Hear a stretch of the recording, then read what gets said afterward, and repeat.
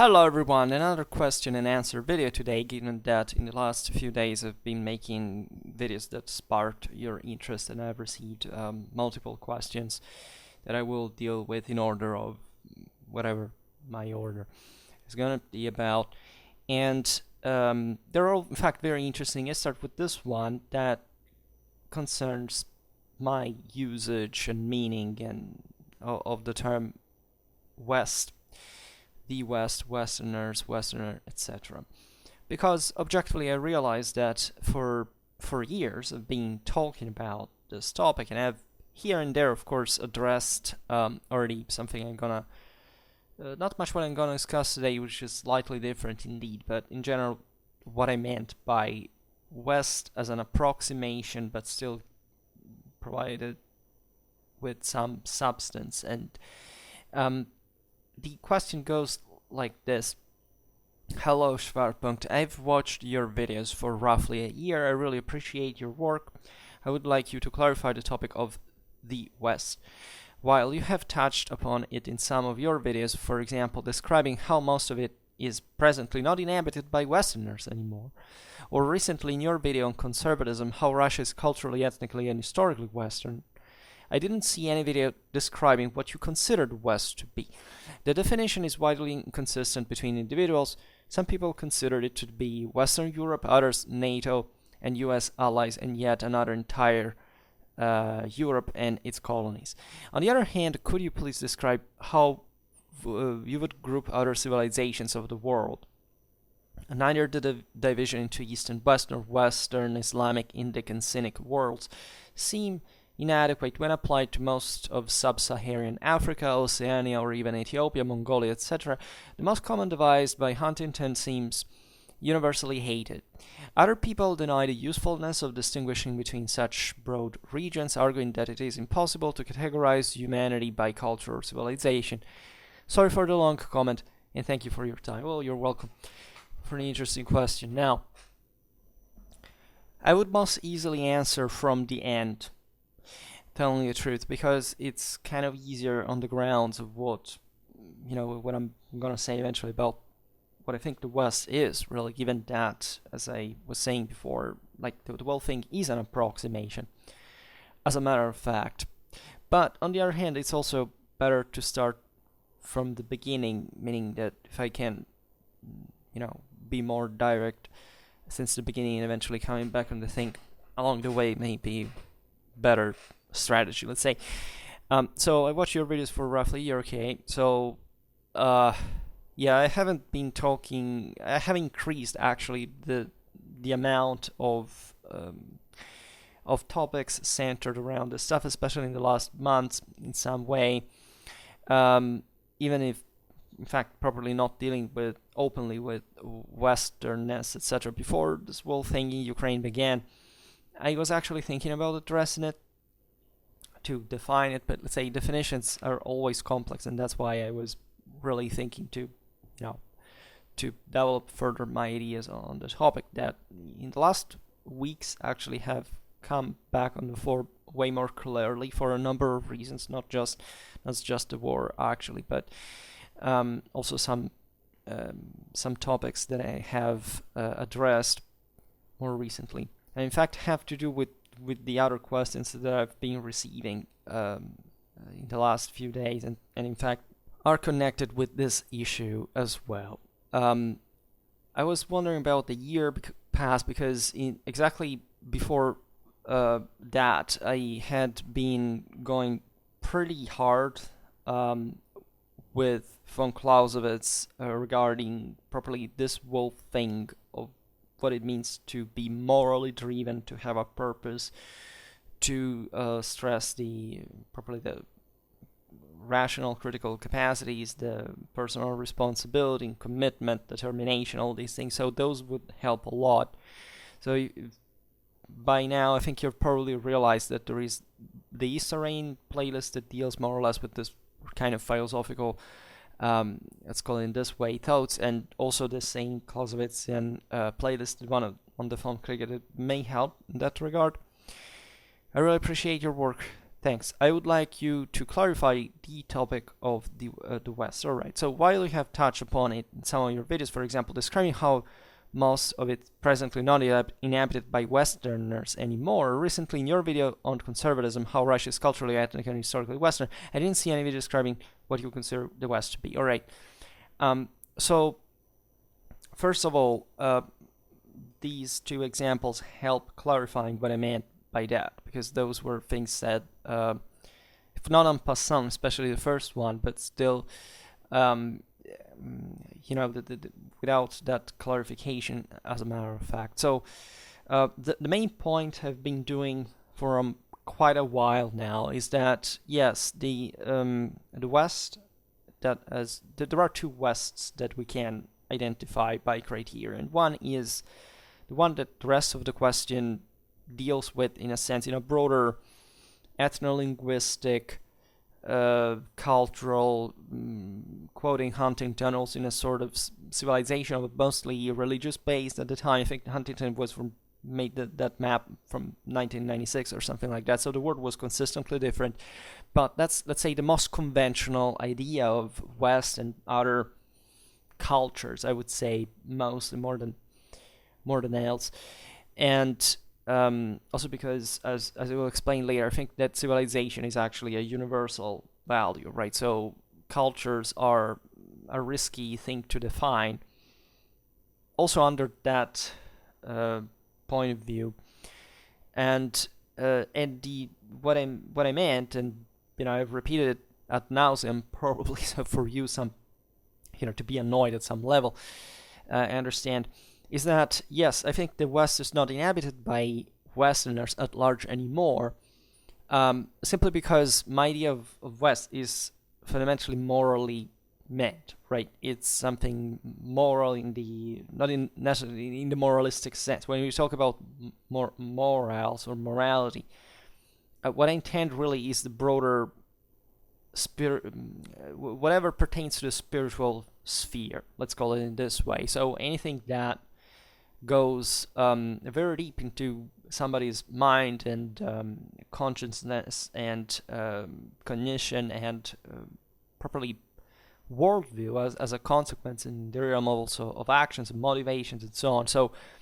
in that regard, yes, I definitely think that the West is not inhabited at large by Westerners anymore, and I will be more precise later in this regard. So this is the other level that I'm talking about. You can be born a Westerner by ethnicity, by in fact by language, by culture, by nationality, whatever, but this is not a free pass to Westernness, because such values are earned, they are cultivated in a lifetime, and they're not received, let's say, just passively from, I don't know, your upbringing or the surrounding influence and so on, right? There is a help, of course, deriving from that. In fact, I will try to stress this aspect in some way, and highlighting in that sense how bad it is, such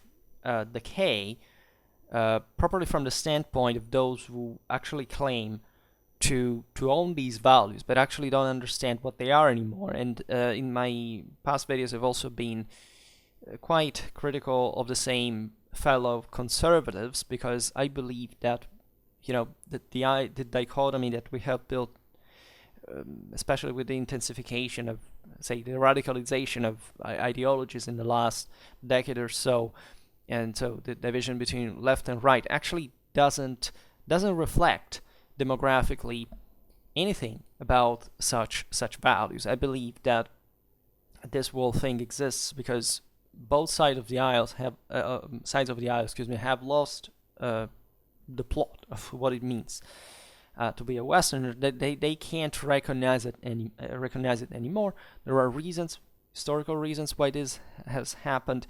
They're not just pertaining to the West. They're somewhat, in fact, they are also universal, right? If we are talking about universal values, also the dynamics by which these values are lost are universal primarily, right? So the cultural division, you see, understanding left and right in this context is a bit like making Huntington division, saying, that there were cultures probably meant that are of that color, and they are somewhat, it's a communitaristic point in a way, right? And so this has been also overlapped with the concept of civilization, even worse than the one of clash of civilizations. That is probably one of the single most disorienting and relativistic and subjectivistic attitudes that you can have, and that actually denounce the same decay of Western values, right?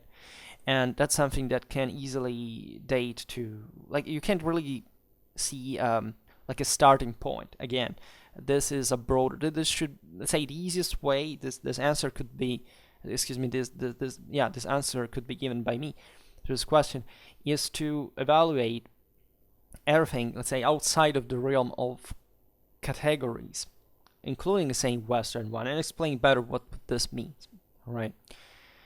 To make the long story short, as I've explained also in other videos, I think that what we call West is just a higher moral intensity that has been, that has been present in the areas that we call Western, with all the boundaries now that we will try to set, but that, again, is mutable, as all moral things are, as all material things are at the same time, frankly, but of course the moral ones being more important, more impacting in that regard as well. And I also said, yes, that Russia is culturally, ethnically, and historically Western, which fits my first criterion, right, of Westerners, the conventional one, and that I like to stress because, of course, Russian propaganda says the exact opposite thing for evident political reasons that are essentially mostly a domestic Russian issue that have always been from, it's not just the Soviet Union, but also, generally speaking, how Russian culture was built historically, and why they need to think this to even keep Russia together in the first place, right? Because the mythos still is there, is fabricated in a way that is necessary to make people paranoid enough to believe that there is just Russia, first of all, and the rest of the world is somewhat of a hostile force that is always trying to destroy it for some reason. Because if you don't really have this degree of paranoia, you can't even keep that country together. And that the same goes with the authoritarianism, and this is something that dates back. Even I could trace it to the Mongol rule, and the broader way in which Tsarism built up the country, the general backwardness, then eventually the complete cultural emptying of carried out forcibly by the communism, and what people forget so easily as one of the symptoms, in fact, of Western decay, as if after just 30 years of of the end of communism, and by the way, the continuation of much of what the Soviet state really was in the same Russian Federation, could erase hundreds of years of pretty messed up things that there are. In fact, if you stress the idea that that's culture, is actually an insult to culture, right? And that's why the degree of of moral intensity is important to understand, because if you deprive a people of moral intensity, they're you actually de-Westernize it by approximation. It is to say you don't actually believe in the values that we have in the West, right? And that, in this sense, Westerner doesn't mean anything. It's really a universal human value, actually.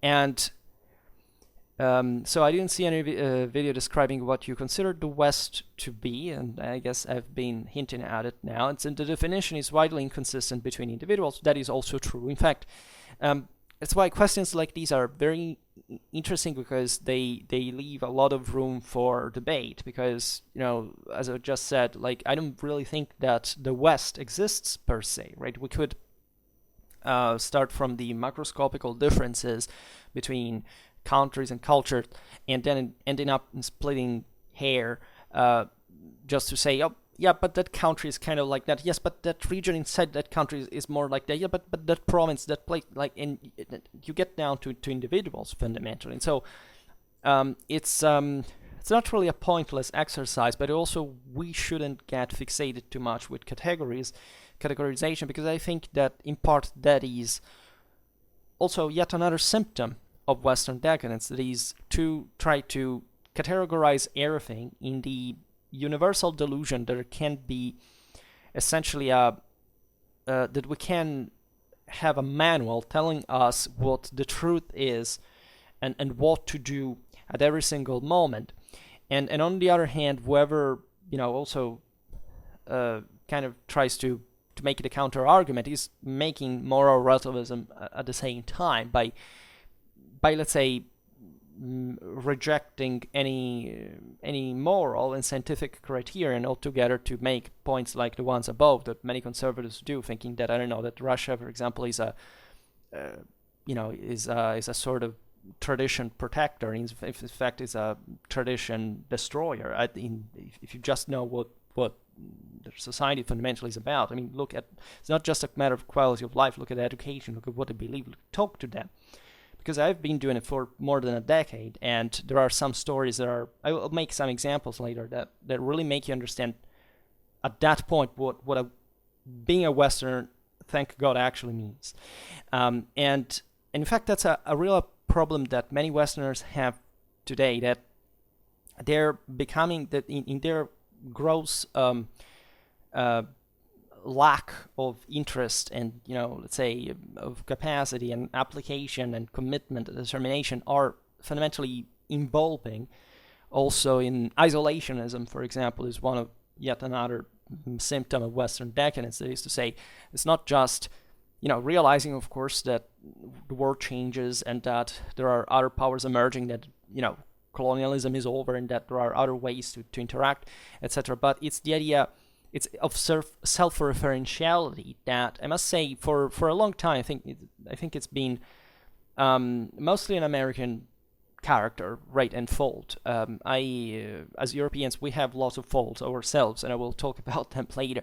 Mainly, I think nationalism, statalism, altogether, and something that resembles, in fact, much closer, authoritarianism, dictatorship, totalitarianism.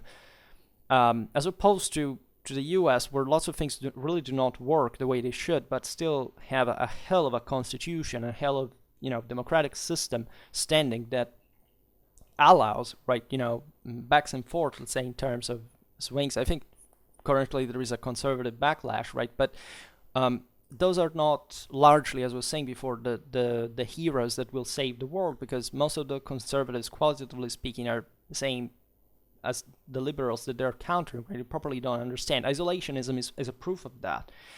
That's an old disease, and it's fundamentally based, in fact, on the alienation from the world. It's part of the same paranoia and hysteria that the same totalitarian regimes enforce on weak and let's say morally and scientifically deprived people that fundamentally do not want anything but like a strong ruler that maybe deprives also them of civic rights or the understanding of what the incredible political institutional balance that we achieved in the West because of, in fact, of a quite intense moral and scientific superiority. Fundamentally is not recognized, is thrown out of the window as if, just don't make me pay more taxes. If that was fundamentally just a simple criterion, right? Taxes serve to something in a certain degree, and you have to establish what it means to pay taxes for. Some ideas like the ones of the left are just pretty bad, but some other things that are going on internationally are somewhat necessary. And yes, they could be handled better or worse, but still there are different layers at that point, and just whining because you have to pay more at the gas pump while there are people that are being wiped out physically from the face of the earth, women and children, and just because for you not to give a shit, and it's like wishing you to make the same end of those people pretty soon, because I frankly believe in justice, and that's actually a pretty good would be a pretty good way of enforcing it in a way. I think that, and that's also pretty stupid, first of all, in the realm, if there was no moralistic consideration, it was just even a matter of politics, like if you don't understand why that thing is important to you, even if it were just for, in terms of economical terms, that you're in a pretty pitifully sorry state, right? Because it means that, again, in fact, you have erased any understanding of international policy, of strategy, of broader considerations, and you are fundamentally evolving into a maggot that can be the same subject material that you can find in authoritarian regimes and so on. In fact, that's what Westerners at large seem to have lost properly the measure of. That is to say, that all the attitude that that is emerging in this regard towards this kind of intolerance towards world problems is the same attitude that eventually leads people to be enslaved, right? Themselves to be enslaved in the first place, and that describes your civilizational decadence, and that's pretty much it. And I don't even explain why in that regard, because there was a time in which definitely the golden age of the West was a moment in which people were dramatically interventionist, right? Even to the excess at some point, but at least because people understood much better what was convenient for them, and given that they objectively had they were acting from a moral and scientific superior standpoint. Even the fact that the world was eventually taken over by the West in many ways, not just militarily, but also culturally, etc., has actually not been a negative thing, right? I really don't see too many problems in what the West did historically to the rest of the world, whereas, we are essentially training people today to think the complete opposite, right? Not understanding that so many cultures that were taken out, fundamentally, if not all of them, were fundamentally all far worse, but in a dramatically active sense, from the standpoint of massacres, enslavement, raping, and all the worst things you can imagine. Next to these, were effectively stopped on a point. I mean, was like Native Americans really were? Do you think that other millennia of development before reaching the West, had they remained isolated from the world, which is also impossible, by the way, from a cultural point of view, would have been better for those people, like, living in continuous slavery, human sacrifices, ratings, all the things. I think that doesn't matter.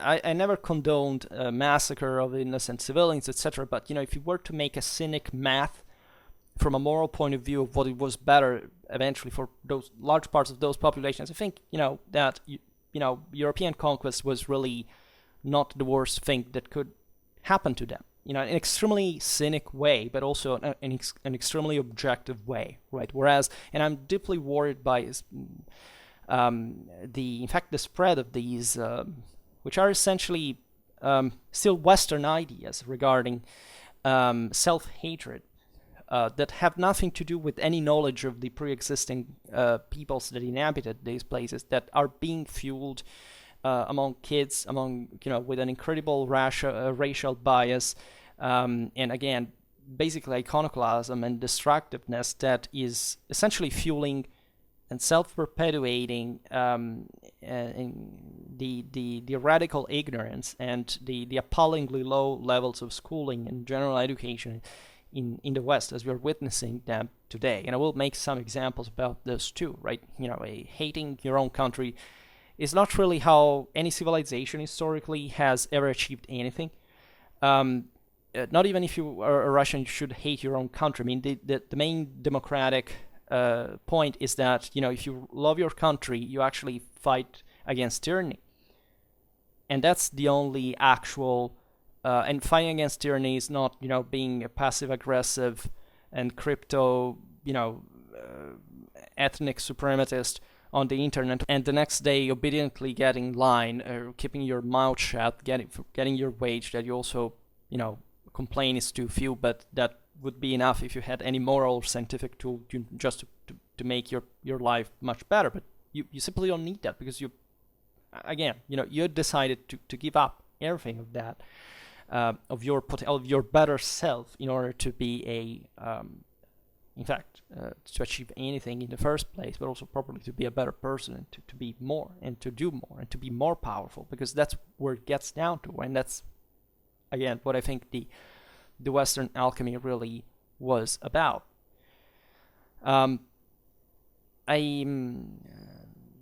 would be a lot to say. In this video, I will not explain, for example, the historical reasons why I think the West got to be the one it is. I may hint at that later, but it's a very complex topic, and I think it was random, right? I don't think there was any.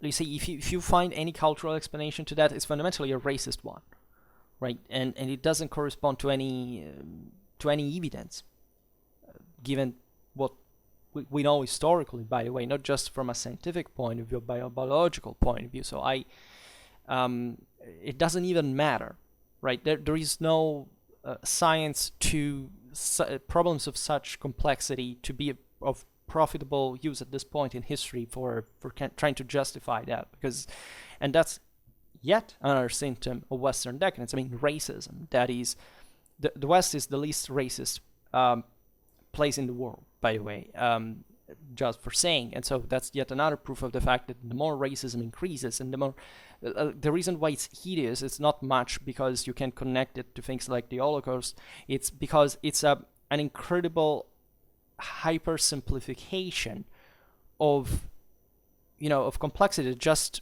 a weak person fundamentally needs to understand the world, and does lead to things like the Holocaust, right? And so again, when you think the rest of the world is somewhat, from whichever perspective you are, right, is somewhat better than the West, because you're self-sabotaging yourself for some problem that I think surely has some psychiatric base. You're even just contradicting yourself in basic intelligence.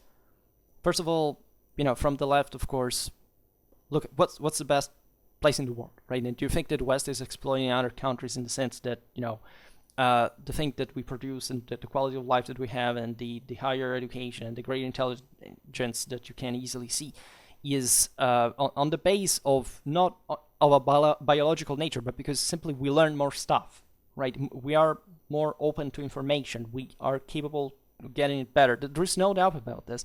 Do you think that that's evil?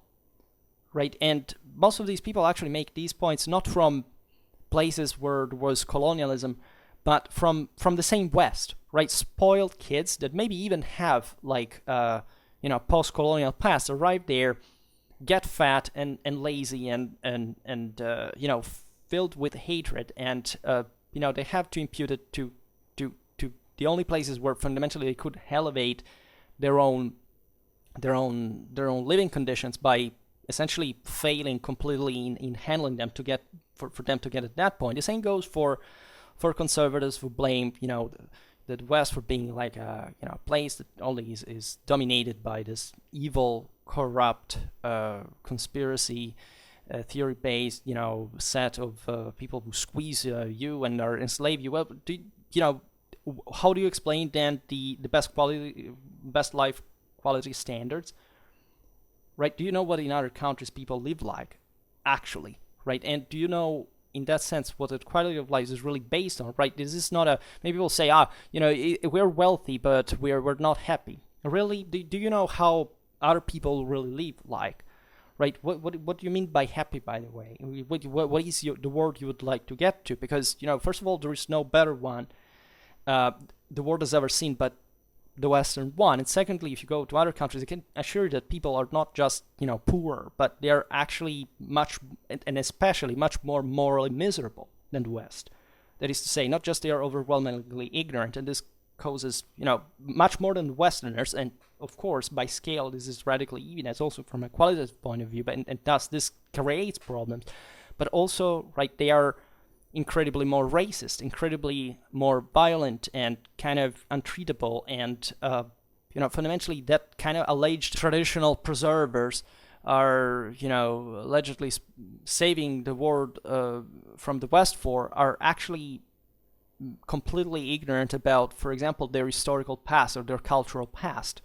a typical thing is easily, right? You would think that as a Western, like you complain all the time because we're forgetting tradition. We're actually the only country in the world that actually studies tradition and that knows history about, that has an idea of the fact, first of all, that history exists as a scientific and moral realm, right? I always say, Westerners, of course, there's no country in the world, including the West, where people actually know their own history satisfactorily. And the point I make there is that satisfactorily would mean to the levels of benefits that deriving from a sounder education we could easily have. But one of the things you immediately realize when you exit from the West is that other countries do not really have an idea of anything. Right? You think you go in a post-colonial country, they know what these terrible Westerners did to them. They don't know shit. They don't have memory. They don't study the things. On school books, they read fairy tales. But this, even if you go, you don't. Again, you can be close. This thing can be observed by degrees also within the same, what we call the same West. Do you think that a person that, I don't want to be so discriminatory in the neutral sense, but you perfectly know that there are certain European countries, for example, where simply education is a joke, much more than in others. Well, it's a real joke. Like, it's not us kind of offending them because they study less or they know less. There are also needs for which they study less because maybe they need more labor force, etc. And so they take away years of education, but it's less than, it's way more than that. That is to say, the reason why they can't afford properly they can't afford to learn more is that they just, like, for the political social needs of those countries, like, they don't need to even learn, right? Because their kind of economies would collapse anyhow. And thanks to, socialism, by the way, that they complain about when, at the end of social, I'm talking about Russia in a way, I'm sorry about that, but it's the truth. It's the truth. I've been talking for decades with Russians, and I've never met a single one of them that actually was educated in their own history. Like, if you talk to them about the kulaks or the Holodomor, or even you talk about the Tsarist Empire, but this can easily happen in the same way. I'm not saying that you go in a Western European country, this does not happen, but on average, the difference is so big by scale that you realize that what you allegedly think that place is, better than the West for, because you think that for some reason transgenderism is taking over all these things, is actually not there, right? And it's pretty pathetic that if you actually are an alleged Westerner loaded in great traditional values, you see transgenderism as a possible threat. That is to say, you also ignore fundamentally what your tradition is because you can't substantiate its power anymore. And you're actually declaring that you don't know anything about your own tradition, in that for what it would take to protect those ideologies. And the same goes for other countries. I've seen this all the time, but in ways that are really disconcerting. Again, the West making fantasies about that, and I can tell you this because I passed through it myself. Right? I also passed through a time in my youth in which I thought that, I don't know, Russia was the place where there were, people loaded in values, so, hardworking, full of, of respect towards culture and tradition that were just, fighting for their geopolitical interests, and that we were the stupid Westerners, corrupted, that wouldn't just understand their deep soul, and their souls have been destroyed by communism. Those things do not exist anymore. Even before that, right, the reason why communism could take root there for so long is that the pre-existing condition was appallingly disastrous. I mean, do you realize what those lands were by, the beginning of the 20th century? Why was there even a Russian Revolution in the first place, as opposed to the West? What evil do you see in the West that, basically does not exist magnified in all the rest of the world? that's very difficult to say, because it's an incredibly relativistic point to make, right? Nobody says that the West is perfect or that things are going terribly well. We're all happy in the sense that we're all prosper and educated, in fact, as we were saying before, and we can do whatever we want. No, it's not like that, but it's not meant to be like that. Like, you can't say that just because something doesn't work here, then we have to, I don't know what, to destroy ourselves in favor of people that are worse. That's an incredibly weak, right? It betrays an incredible, a radical weakness, an incredible lack of any moral resistance. It's something like a whiner would do. Like, it's disgusting. And in fact, that's what is so disgusting nowadays about the West. It's not much the broader substance of it compared to other countries. It's this kind of attitude that is somewhat taking over from both sides of the aisles, when being a Westerner before simply meant to maintain control, cold blood, initiative, self-confidence, whereas all, I give you that it does take some, it has a toll, it requires some effort, some work, and that's exactly the point, right? If you lazy down because of, okay, you have become the richest place in the world, etc., and so you're softening up, you don't see the point of struggling anymore, you say that's kind of your problem, because that's the moment where you're not motivated anymore by evident reasons, like, I don't know, up to a few generations ago you would die dramatically easily for the most stupid illnesses, and you had to work, and people were not just really wealthy the way we are now, but getting to the point of, wanting to be intolerant fundamentally to any kind of effort, and to wanting to hate everything around you, it's just, I don't know, it's worse than, you can't say childish, because, poor children, what did they do to deserve that? It's just like disgusting. It's fundamentally the anti-value of the West par excellence, right? And so I, again, don't see what the hell, such ideas even mean, because to me, only taking them in consideration is giving something to them, and so participating to the charade. Right, and this is what we have indeed softened ourselves up a bit too much for, because we have thought that it's, everything has to be solved with dialogue, right? Just with that, we should never use violence, right? We must make other people understand. People in general are, we are all intelligent, as we could be. But most people just don't want to understand. And when they don't want to understand, and they keep opposing, at a certain point arrives the moment in which, if you really break one of their bones, maybe next time they will remember that, right? And as Westerners, we believe this. We believe in the fact that violence in general is a bad idea, but, at some point we have to use it. And we should also know how to use it. That's why I teach the Clausewitzian theory, by the way, because that was some of the best of the Western mindset and didn't have any of this weakness. It was an obvious realization in times in which people believed in the idea of duty, of honor, of glory, of things that may seem meaningless to us now. There's a very interesting question today that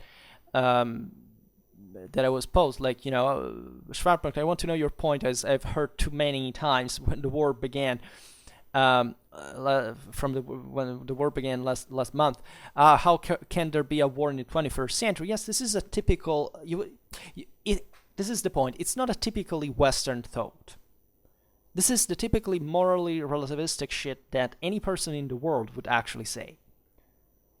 It's like, Putin before the invasion. No, we're not here to attack Ukraine.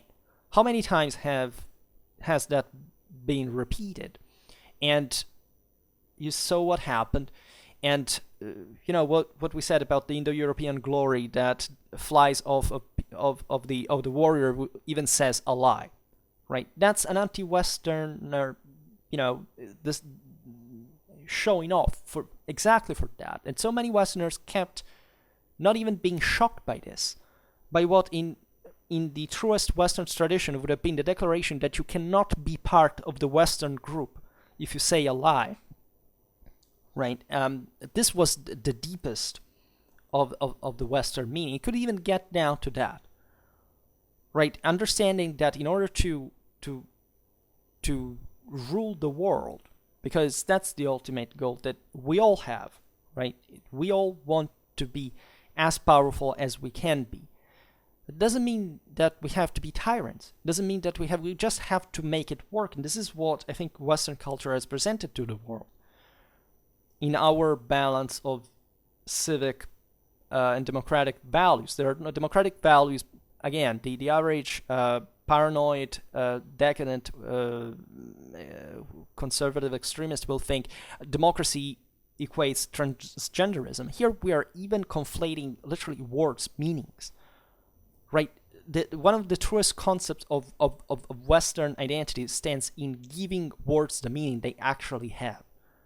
If you have arrived to the point that you need to, literally use words, whatever the meaning you want to attribute to them, you're basically making the radical leftist, the radically morally subjectivistic point. You're making a Marxist point, emptying culture, language, symbols, values, etc. of any meaning so that you can interchange them whatever you like, and so you can make the whole thing easily collapse in the first place. And the ultimate purpose of that is making everybody flatly equal. Right? Most of the people today who complain about others require, boasting or enforcing,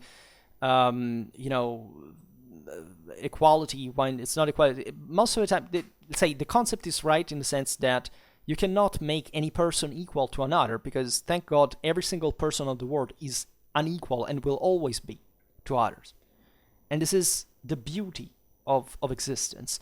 But those people who complain about those things are exactly the same ones who are actually narcissistically trying to show off, saying, look at me, I'm completely worthless, I'm undereducated, I know nothing, I have a shitty life, whatever, but, since I say, that there is this great threat on my deep values that I can't even defend against something so ridiculous like, I don't know, critical race theory or transgenderism, because objectively I'm too stupid to even put, a sentence together every time, I'm special, right? And what you're actually doing is exactly the same form of narcissism that radical left is using, because of the obvious realization that fourth staters are basically complete of any dignity of moral worth, and want to compensate by shouting and showing off and pretending that they have anything to say or to do, because they have lost anything completely.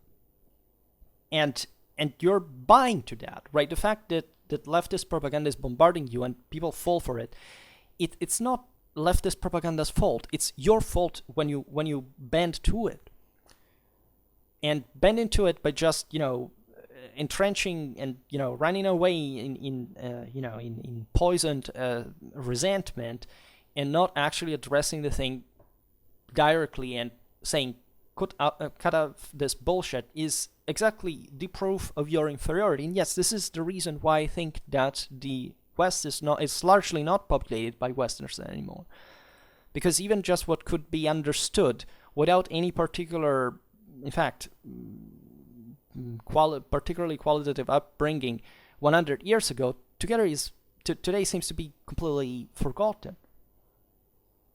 Wouldn't even be accepted were the conservatives to rule unopposed, right? And so, because it's being literally forgotten, right? You would think at some point there is just evil, right? All this political, dichotomy seems at some point to take the form of, like there is the evil guy who hates me, who's terrible. There's the monster who wants.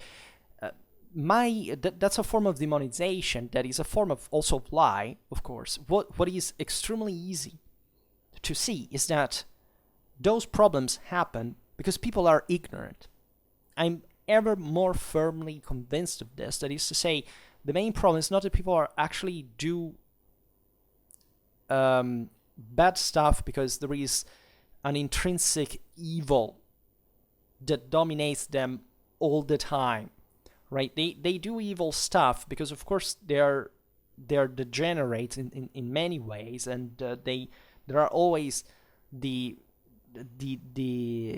social elements that are more violent, that are deviated, that they are criminal, and all these things, and they make news. But the average, like the broader mass that support even such ideologies is just people who literally know nothing about the surrounding world. Again, it's too easy to just go watch those videos about, I don't know, ask a random person in the street, like the ABC of historical dates, or there are some extraordinary things, right? Even if you make the comparison of these interviews today as compared to 10 years ago or 20 years ago, you can immediately understand how the magnitude of the collapse, the structural collapse of education among the Westerners. What the point I'm making is that the same evil can be done by the rest of the world exactly because of that same level of ignorance. I mean, you will not find, again, sapiential wisdom in places that do not even have a satisfactory literacy. You can't simply go there, talk to these people. They may be good, they may be normal, right? I also know people even in the same Europe that are kind of more primitive and traditional, and some of them are really good. But in the moment in which you frame them into a more complex reality, or somebody comes to to tell them some things that are aimed at exploiting them or some form, you understand at that point they're like children. They will believe that. It's the same thing like Russia propaganda now. Like the worst of that is of course that there is an active support, but that active support is fueled by the same corruption connected to the nothingness of any moral or scientific capacity, not knowing anything about history, not knowing anything about the rest of the world, thinking small about bullshit, a few things. What do you think that there can be there? Nothing. That's the emptiness. That's the myth that we've been fed with, that there are cultures, that this is a clash of civilizations, there are deep values from the other side. There is nothing from the other side. They're just tyrannic communities where there are a very few people who own basically all the power, and all the rest is completely emptied just to serve them. And this is indeed what the West has gone worse also. Why? Because there are similar patterns. There is indeed, like the collapse of the middle class, the general, say, marginalization of excellency, the idea that after all, don't worry, we'll take care of that. It's kind of a mafia thinking, right? As long as you pay the hush money, somebody will do the thing for you. Europeans never believed this. One of the fundamental Western values is consensual government. And largely, this still works, right? But it doesn't work just by saying, I disagree. You must have good reasons to disagree, and also these reasons should actually not just bring you on the defensive, but passing on the offensive. Again, this is a Clausewitzian concept. To all the conservatives that are defending traditional values, where are you now? What are you actually doing to defend your own country, to understand its role in the world, to go out there kicking ass? Where are you?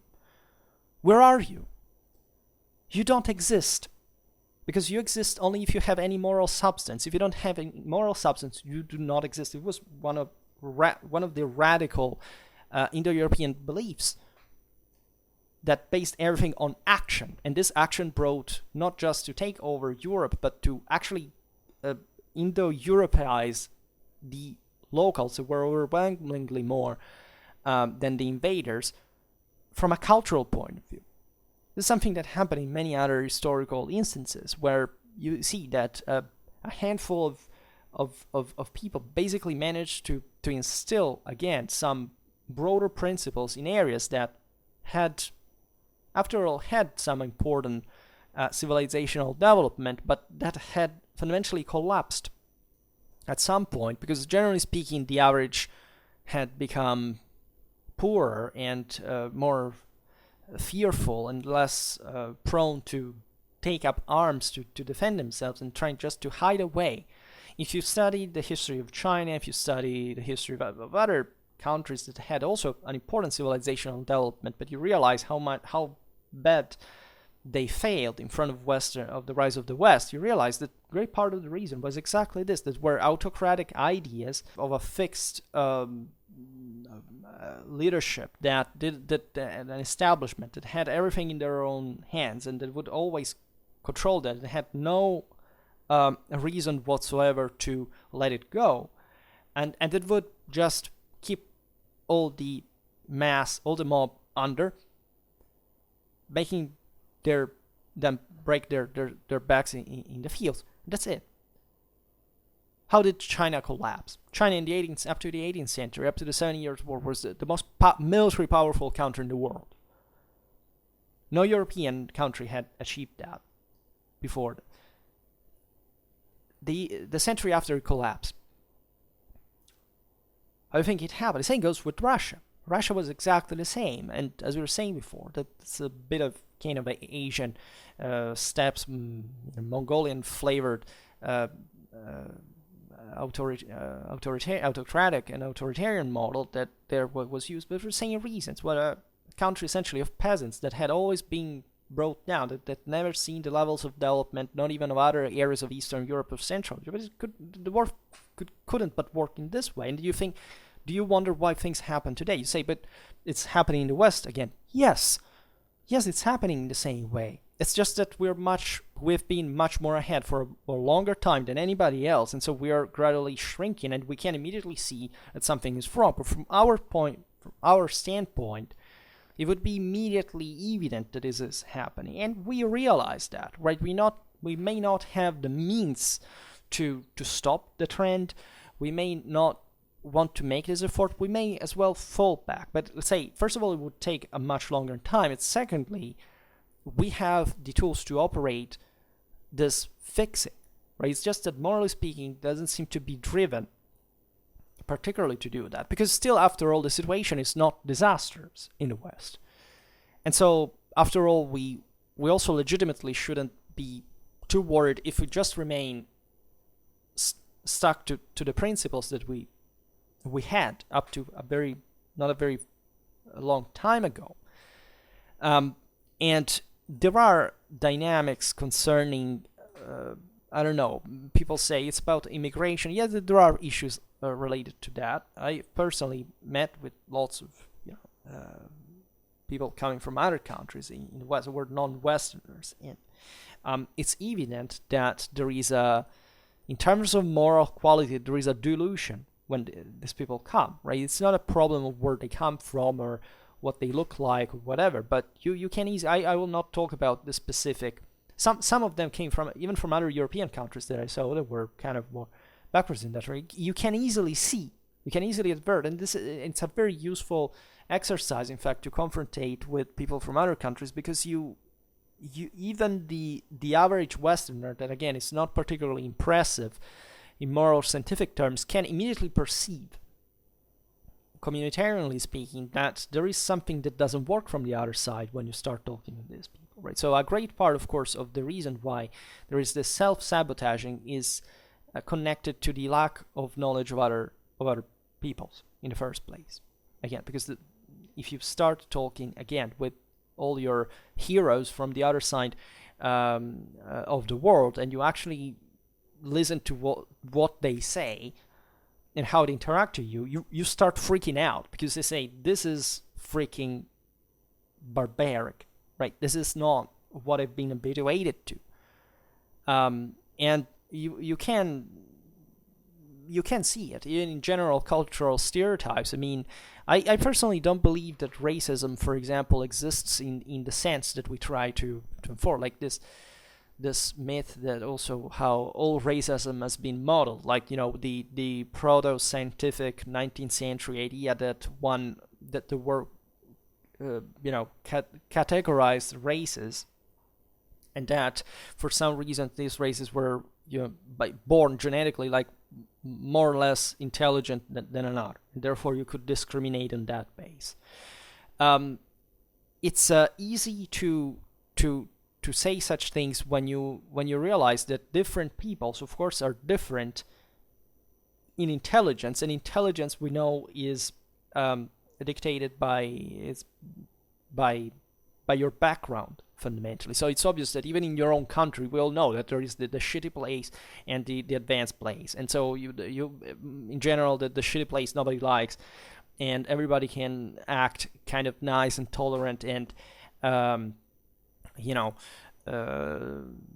acceptive, supportive as you like. But the truth is that that place is really backwards, and for this reason it produces people that, generally speaking, are less intelligent than the others. It's kind of obvious, right? Do you have to? But this is like, pick a classroom, pick two people. There is always the person who's better, the person who's worse. So you cannot erase the difference. It's impossible, and that difference, by the way, is necessary from an evolutionary point of view to make better. Even conflict and violence, etc., are based on this. That is to say, if we were all perfect, we would be, first of all equal, and therefore we would probably all die also because we wouldn't know what to do all the day long, because we wouldn't find any kind of application. Wars are fought essentially because there is somebody who miscalculates.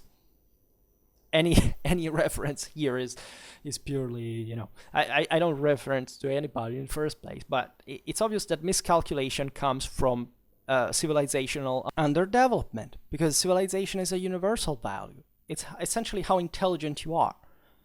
So if you screw up, it's because something didn't work, right? And I give you that, there is enough complexity in the world for things to fail in the first place, but that's exactly why we develop skills, because otherwise we wouldn't know how to handle anything. And so that's a big deal of how we should look at the world, so that there is nothing racist about considering the world in these terms. And there is payback too for mistakes, because nobody really does anything without impunity, right? Great part, for example, of the hatred towards the West is unfair at this point in history, but it's surely motivated, not justified, by what the West did in the past centuries, meaning that, of course, everybody hates the more developed it becomes in your home and starts ruling, right? But there is a civilizational praise in realizing that, I don't know, certain countries are not a bunch of savages who killed each other in tribal warfare anymore, because they got westernized in the process, and maybe, in spite even of horrifying things that surely must be condemned and not condoned in any way, like including genocide, and that, I don't add more. Still, at this point in history, when the thing happened, right? So you can't do anything with that. You could use to say, okay, well, at least now we are in a standpoint where we understand, so we don't know what to do. Instead, if you're still underdeveloped, and you will still just fuel on the inferiority of the masses, creating hatred towards others and nothing else, right? If, of course, the other side is recognizes this, and I think that the Westerners have recognized abundantly what have done in the world, and they have been a major force for promoting good civil rights, human rights, and everybody who says, but what about all the wars that the West started, whatever, about Iraq and here and there and Afghanistan and Libya and whatever, this is a declaration of cultural inferiority, because if you don't understand why those wars were fought in the first place, why you don't understand why, topping, for example, a dictatorial regime is actually something desirable in the first place, and maybe just how the thing was handled afterwards in a strategic sense was maybe not the top. I give you that, right? I don't believe that the West did all the good choices either, right? But pretending that you kind of, for example, the people that inhabited those places are kind of just individually better just because they are humans, it's an incredibly relativistic thing. And it doesn't take into account even the dynamics for which Westerners can make mistakes like anybody, right? So I don't know how we think in the West, but we don't think to be gods, we don't think to be superheroes, we don't think to be the people who banquet over your bombed villages, uh, just because we enjoy that. It doesn't happen, right? It's a completely different situation. There is, and we are actually arguably the only countries in the world where somebody can debate these things within our political institutional systems. Whereas in your countries, you couldn't. Because in Libya, you couldn't. In Iraq, you couldn't. And more in Afghanistan, you couldn't. So what are we even talking about? Right? It's like when we say, and what we don't have too often the courage of saying, because as Westerners we could easily do, because we have already understood it scientifically, that of course every people deserves its government. There is no country in the world historically that in which the government was not the mirror of the people. So it's obvious that in underdeveloped countries, you have underdeveloped governments that suck and are disgusting, because the people suck and are disgusting. And that's the point, right? It's a broader civilizational process. We all sucked and were disgusting, and by some degree, we still suck and are disgusting. The world doesn't seem to be this incredibly prosperous experience right now, as you may see. So there is also a collective responsibility. If the West is so bad, it's just a force of evil, and what's the world doing? And with which measures? Right? You invade sovereign countries for pure excuses. Well, you have missiles everywhere around you, and you just see this place as your backyard in a colonial sense, denying national identities, and you start bombing, civilians just for essentially the taste of it. Well, in the West we don't do that. I don't know if you notice, right? We can screw up intelligence, but we exactly know where our bombs land. Other countries do not seem to give a shit about that. Why? Because they fucking suck, and that's the only evidence that we have. Because if you pick their life quality, if you pick their education, if you pick their awareness, both domestic and foreign, is dramatically low compared to the West. It's dramatically poor. It's actually appalling. And again, as Westerners, we shouldn't flatter too much ourselves, but we should still recognize that we still are the better ones, and that also civilization is built like this. That you can't have a civilizational development, for example, without wars. The entire world history is about wars. Great part of the world's political, social, cultural, scientific, artistic development is the result also of millions of people that have been massacred for the worst, terrifying reasons. But still, it seems that we work like this, and that the places who came first at some point were the first ones who kind of worked to put an end to this, whereas others remained where they were. And guess which ones? So again, I think that that's really the discriminant that we're talking about here. What is to be a Westerner? Again, it's having gotten to that point first before the others, right? And there were times in which we were backwards, right? But for some reason we made it to the top, and it will be reversed. I mean, I don't think that in history, everything remains fixed. Everything is nothing can be predicted. But it's obvious that what has been happening in the last decades shows that, of course, like when there are other countries emerging in the world, regional powers that have their own ambitions, they contend, etc., the world becomes unavoidably more unstable, right? And so that's a moment where, also more pressure comes on those who, up to that point, had just become fat and lazy, and that they should keep, do some work again and to keep in shape once again. And so that's what happens. And it's, again, an evolutionary, even at a collective level, it's an evolutionary necessity, because communities work like this, because otherwise they couldn't self-preserve themselves, right? And this doesn't justify the intention. This only should justify the improvement to do better. And it turns out you can't do better by being by buying those models that are that the West has fundamentally rejected, because the best example is how the rest of the world still is.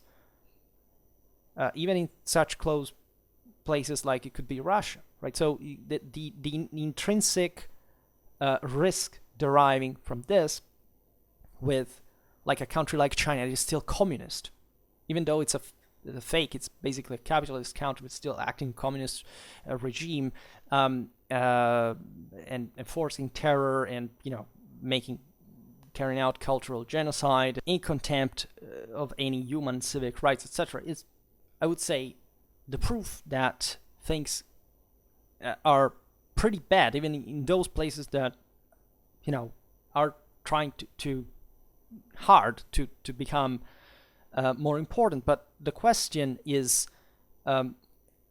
civilization is not an easy, let's say, that it requires an enormous work to attain, right? It's not just quantitative, it's qualitative, right? You can't make the world work, let's say, as the West, if you're quite not the West, right? It takes an extra effort. Again, what happened in the Western world it's been an accident of fate, right? It's been a combination of unpredictable and irreplicable factors that, again, brought to the situation that can also go up and down, whatever, and blend, and all the things that you can imagine. This happens in all the rest of the world as well. And it's nobody really knows how to do that, right? But if you look again at, I think, Western institutions, etc., and the incredibly delicate balance that we managed to reach in order to achieve the quality of life, both morally and materially, that we did, you can see at least a model that for a consistent part worked, and that kind of is still like a big puzzle to solve in the causes in world history, because no other place in the world ever achieved this. And in ways that are, that first of all have somewhat westernized the same world. Talking about Chinese communism is, these are influences. There were people schooled by Western scholars, by Marxists, this is an incredibly important aspect. Japan, or the same Latin America, or the same Africa, like the whole world fundamentally has both a Western model. There's no such thing like an alternative to that. It's not just linguistic, it's properly in the realm of ideas and how these are used. And great part of how certain totalitarian regimes actually manage to enforce, control, etc., was by imitating, let's say, this ideas of Western derivation. Again, in China, you didn't have really Marxism per se. This is not really its birthplace. The same, you see, von Clausewitz, by the way, it's been understood much better in countries like Russia and China than in the West by a certain degree, which was not enough to compensate for the moral disaster present in these places. But let's say it's still something that was made in the West, right? There's really not been much of a counterflow in this regard. Historically, the West was civilized by Near Eastern and Egyptian civilizations, etc. But we're talking about millennia ago, and still, Europe kind of evolved pretty quickly since then, and not just in quantitative but in qualitative ways. This is the ABC of world history. Don't you think that there is something that we all owe to the West in the first place, and it's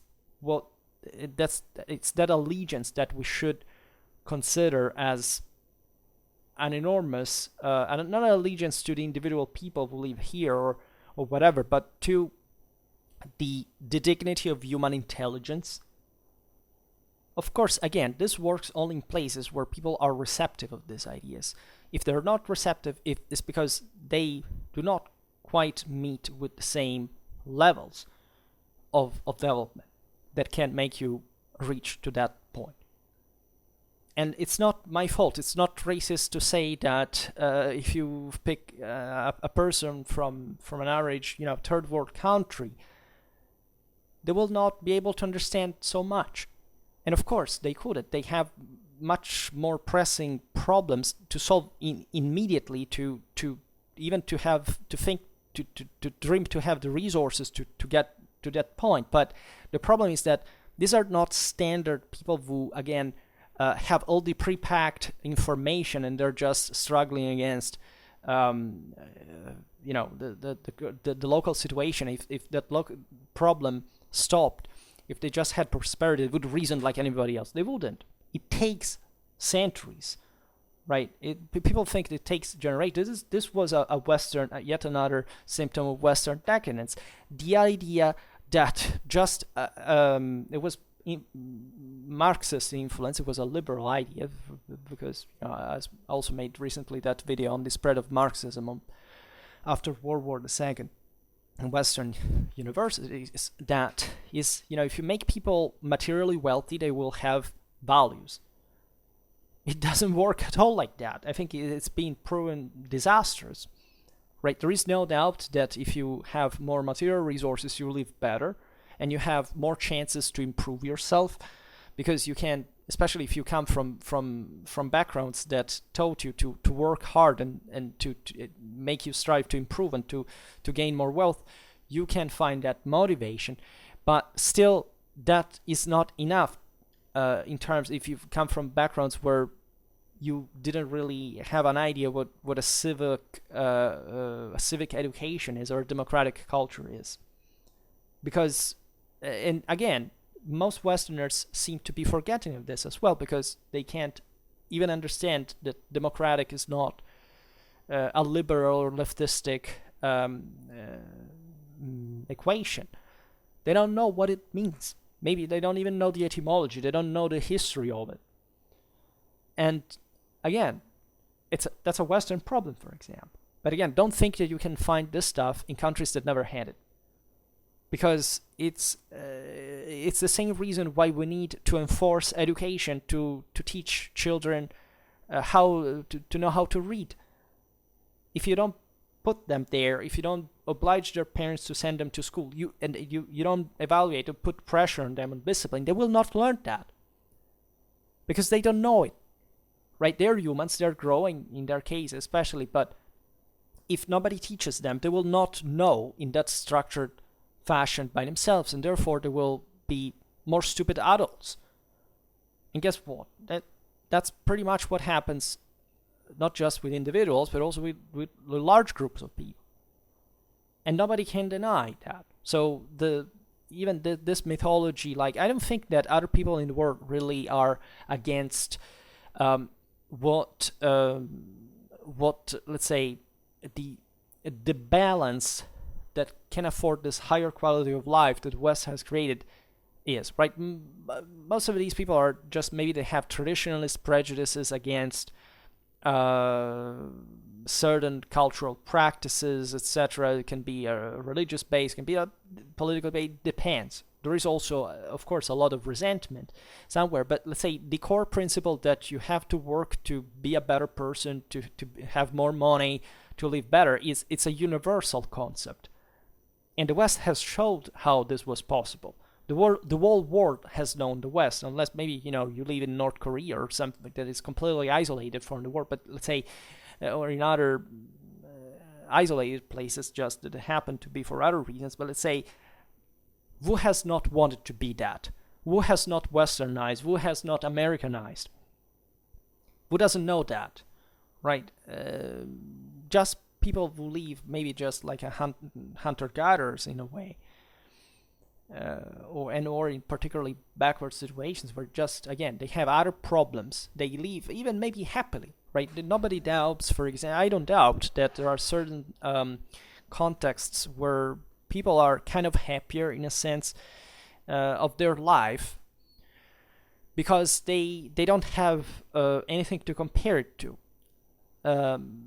I accept that. I'm not a primitivist. I don't believe that those realities are better, but I think that there is more if things work stably, there is a kind of greater serenity that is important also for a person's improvement. Many Westerners are stressed out. It seems like we are always out of time. We're overly anxious. We try to compartmentalize everything and so on. But that sounds much better than being raped, abused, beaten, to leave a shortage of of even necessary goods, or having cultures also that fundamentally control you. Essentially, it's if you live outside of a civilized state, you live in mafia, because there is nothing else fundamentally outside of what the state model is being created in a way. So lots of things that are really not, and that statistics show is the case, right? It's sometimes the stats are surprising by by the degree of how these things happen even in the West. But again, compared to the rest of the world, you can't really make moral relativism about this. And frankly, I would say this, that there is a great motivating force among humans that is not positive, but at least in the relations with others, that is envy, right? We have to realize that in our communities, whichever they are, a great mover, let's say, of motivator is resentment, is envy. I presume it's easy to see, even politically speaking, why communists had such a great success historically in some areas, because essentially in the most backward places, where people were dramatically poor, they were objectively exploited, right? They didn't have rights, etc. But also these people were fundamentally nothing better. It's not just because you're abused that you become a better person.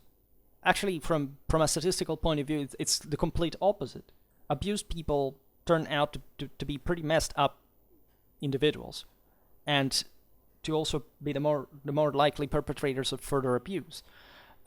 And the radical violence of the masses, of the fourth state, of the revolution, it's actually pretty eloquent of that. Tradition has been essentially destroyed, has been swallowed in this chaotic inferno that has broadened for the masses that just shout and punch each other. I mean, you have seen what happened in the same West during the 20th century. That's a direct consequence of it.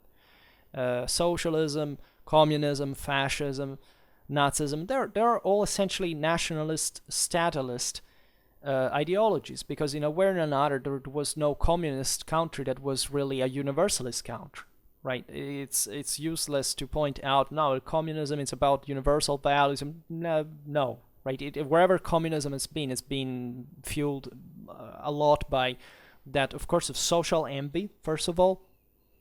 So the unaccomplished to just wanted to steal other people's wealth because they want. They don't see the intrinsic logic and benefit of cooperation. It might have come from, again, oppressive realities where it was understandable they would take up arms, etc. But again, the average quality of the people didn't show anywhere to be, frankly, better than their predecessors, or even if it was the case, it was still the same people. Again, as I was saying before, they're basically the same thing, coming from the same situation and a moral background, etc. And it was fueled by in fact, the interests of that specific state, of that specific reality with all its past that could not be erased, because that's yet another thing. You can't quite erase a culture, right? Unless you wipe it out literally, or it's a very intensive work, like it takes really a lot, and the country before was not particularly developed. Generally, in fact, our primitive cultures are much less culturally resistant. That's yet another concept that mostly ethno-nationalists don't want to hear, but it's actually the truth, right? If you look historically at it's extremely easy to make aborigines, or even if you look at European history, like the more primitive cultures were, say, very morally loaded, but they were for that reason they were they were because they were motivated by more difficult living conditions, while better models were introduced to make things work better.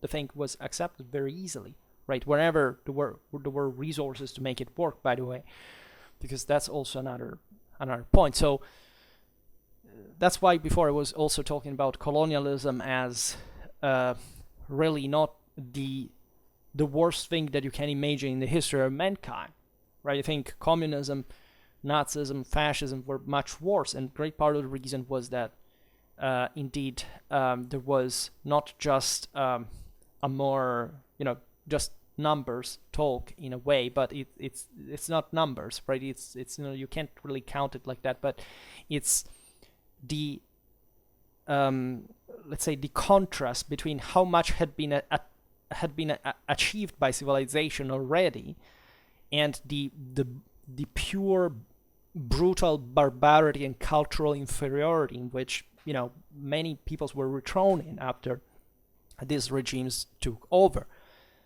And I don't think that in Europe we have to explain what are the main divides in terms of West and East, that they're actually the deepest ones by extremely more than anything between North and South. It seems that to become the new ethno-nationalist self-sabotaging delusion that you cannot hide, right? Unless, again, you are the same ideologue from the fourth state that doesn't quite understand anything about even its own history or continent or whatever, and really deludes itself that things are just the way, any data on big GDP, average wage, per capita wealth, deficit, debt is really about, right? So all together, and quality of life and education and crime rate, look at those things, because that's real life expectancy.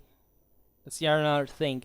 These are not personal opinions, right? And this is also what we should stop letting people believe naively, that having an opinion has nothing to do with it having any worth of any relevance.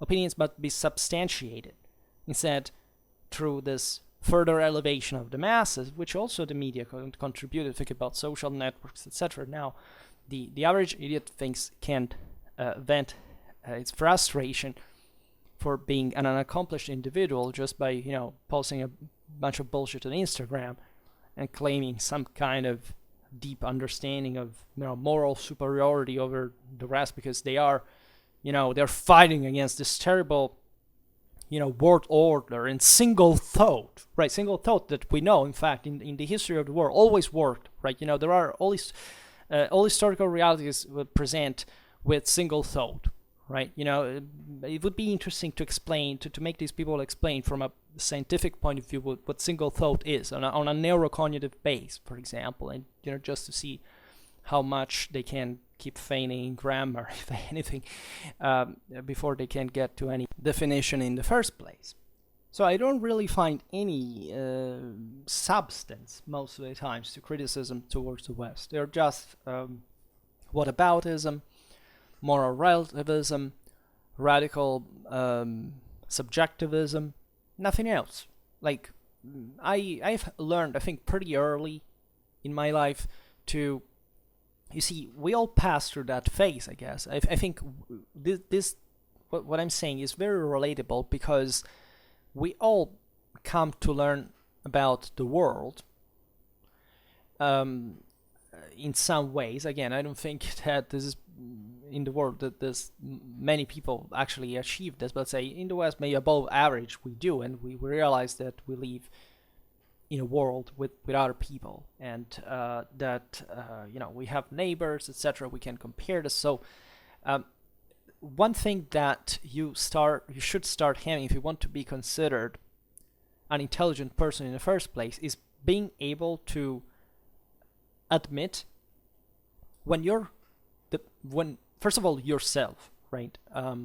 But talking about countries and all these things, when, for example, your country is worse than another, right? The first attitude is primitive, is irrational, is emotionalistic. It's my country is the best in the world. Where do you think the most nationalism and xenophobia and intolerance actually exist in the West? Obviously in the rest of the world. Ask any person, like, they have a fanatic view of themselves. Have you ever talked to, I don't want to make names here, but where do you think more of these ideas are? Don't you think that it's oddly suspicious that these ideas are concentrated in the less definitely in the least developed countries?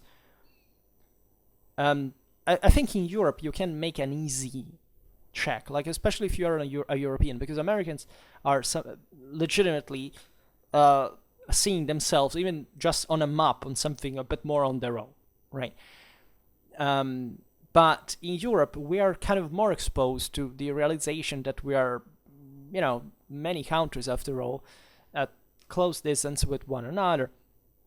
And we kind of know each other in some ways that are, insightful in way. And you can easily see the more you take certain directions, the more, how the more beliefs change and how they become oddly suspiciously close to countries that at that point fall outside of the European borders, right? Again, I don't want to make names because I know that there are I'm thinking of specific countries, of course, but I think that I personally discovered what I'm talking about when I began to talk with those realities, when I began to talk with those realities and others, when I realized that if you, assuming that there is a center of Westernness, and you go from the center to periphery, and then you fall out of the periphery into something else, you realize that the Westerner that is in the periphery, right? This is not necessarily geographical. This is a periphery in a moral sense, as I'm talking about. It can be an individual, it can even be your neighbor, literally. But this periphery is oddly similar to the countries that are outside the European border. And so you realize that very often also these countries that are somewhat obsessed about, foreign invaders from those countries, etc., that historically dominated them or something, are dramatically close to themselves.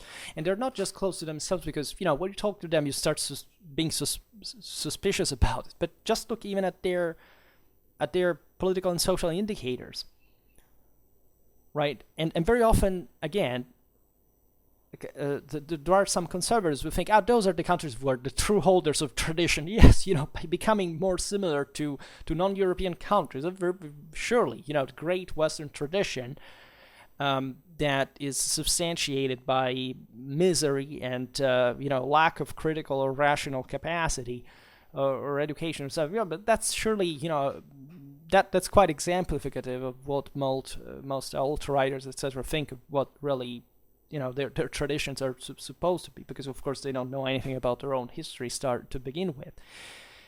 So for not talking about leftists, I'm always kind of annoying the alt-righters, and the reasons being that I make videos on Indo-Europeans, and so many people come here think that I'm an alt-righter and that I'm a racist or white supremacist or whatever. So I'm very interested in, I know first of all my audience, there are more of those kind of people, so I want to be very clear so that hopefully not just I would try to change their mind, which I'm not really interested in, but maybe I would make them understand that I'm not really what they think I am.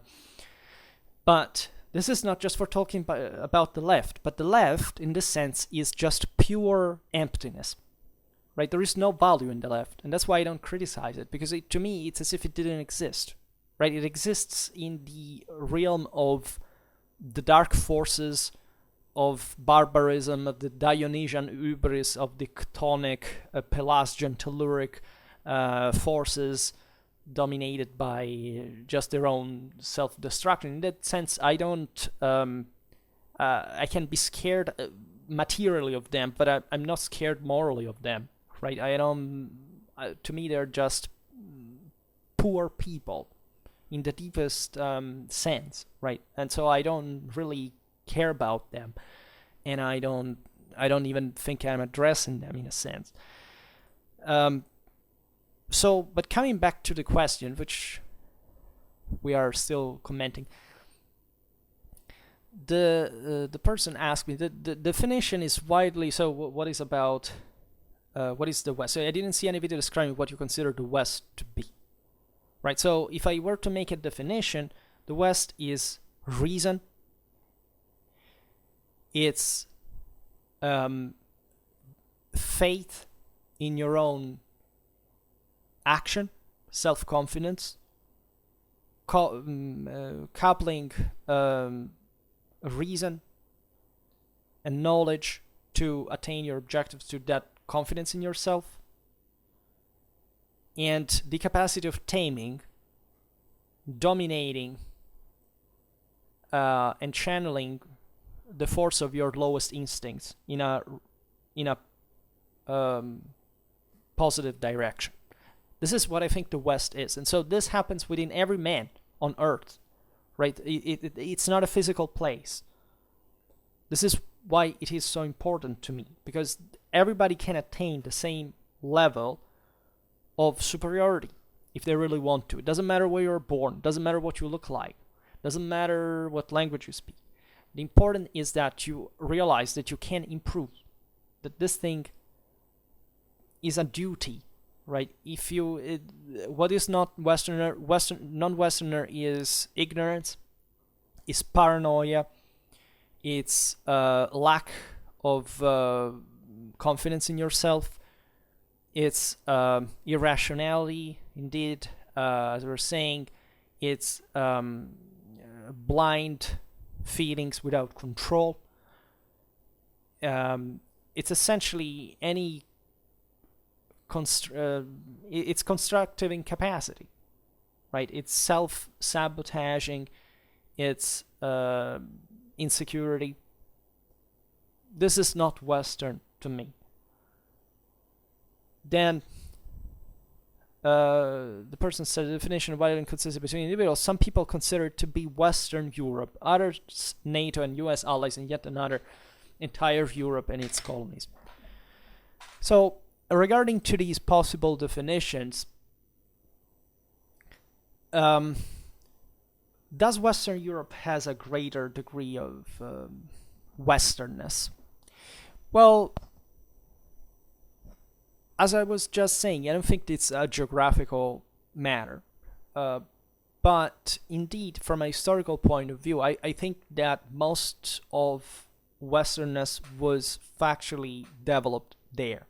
I'm not saying it was born, because you know, the dynamics are quite complex. As you know, I look very much at the Indo-European steppe, looking at certain core Western values. I think about Hellenic philosophy that straddled the Aegean Sea and Greece and even Asia in that sense. I consider Westerners to have, of course, also encompassed so many great spaces that it's difficult even not to see some Westernness in, I don't know, even as far as India, given that that's fundamentally received as such an enormous Indo-European influence, as you know, and so other countries, even Iran, or even think about how much Turkey got westernized through the wars with the West. I mean, it's or how much Western it was even before the Ottomans took over. Then the Ottomans again actually were dramatically westernized in ways that since the beginning, where the areas properly where they appeared from simply show themselves. And so eventually there is much Westernness that spread. Even think about Latin America, even though those peoples were also and still are in part very influenced by the pre-existing cultures that definitely were not as advanced. And I have interesting experiences. I don't know many Southern Americans or Central Americans, but let's say I've met some of them, and some of them, I mean, they're very complex countries. First of all, they're very heterogeneous in many ways. So it's not possible to make a type. But I don't know. There were a couple of individuals that I met for personal reasons of literally they were coming to work here in my service, I can say. and they were. I was talking to wizards of there was something in the back mind, but they were just. I don't know. I don't want to be. I know many people were very Western coming from those countries, but some of them, I don't know, seem to me like they could be from shamanic background in there. Say they were incredibly superstitious. They feared some strange forces. They were the fearing back. I mean, even if you look at some deep southern Italian places, there are women who will tell your future with cards, but we're talking about something much less structural, proper. And there I've met them in a strange way. I know some from some anthropologists that I've met at university. They went studying in places that were very far from. That of course were being hunted by them for the sake of finding the more primitive cultures at their in their in fact original state in a way, or at least trying to research part of the process of development. I was saying that told us stories about, I don't know, even not having really the same concept of time that we have in the West. Like, I'm searching for this person in that village. You go in there and say, what hour? Well, don't worry, you know, that person will come to you. And you went there, and this person, you don't know what somebody told him. Like, this connection, you don't, forms of communication, even, you don't understand anymore. And at some point, this person appeared. Right, so a type of lifestyle that, of course, is specific of just very marginal realities, but that still exemplifies to you the distance that can easily exist, that is present still today in some realities that make from the ones that we know, and where you realize that they didn't really change too much from it. Is what I was saying before, that you can't really alter a culture that easily without centuries passing by, right? We know from some of those anthropologists, I remember those people. It was a Mexican community from the Pacific coast that still retains some mythology from that is dramatically similar to the one of Aztec times, but it's still all mixed with Christianity, because of course the Spanish brought it there at some point. They all conflated it, and they didn't write anything down. So this professor, I know, went there studying them, and they tell them stories, and that children in school make drawings to explain anything. And of course it's a secularized reality, but you realize that they remained isolated enough to have probably another mentality. Right, some of their men back in the day went to fight, even in the north, in Mexico. They've seen the city, they've seen the war, but some of them are still really thinking of those things. And what is terrible about this, by the way, is that in the world, the anxiety to gap, let's say, this civilizational development divide, has been so hastily dictated by resentment, inferiority complexes, especially in mass societies with the social media, etc., that we are also burning literally all the a much slower process of secularization that could have preserved so much of the older traditions for us to study and to know in countries other than the West, because this is also the reality in anthropology, what those cultures were really about. Right? You don't find easily somebody who's expert on a certain culture in certain areas of the world because of language reasons, because maybe traveling there is dangerous or something like that. And still there are people who live with minds and thoughts that are from centuries and centuries ago. We know, we have Stone Age people. We know them, we talk to them, and already that has polluted, of course, their status. Because, I mean, think about so many Aborigines, think about Papua New Guinea, these places. I mean, those, or the Amazon people, we have been, it's not that we have been destroying them because we are greedy. It's that simply these people would flock to civilization because you understand it's something way more profitable, right, to them. because we would like to live like that objectively, right? Once you know how it is to live like here, right? And so that's also an enormous mover.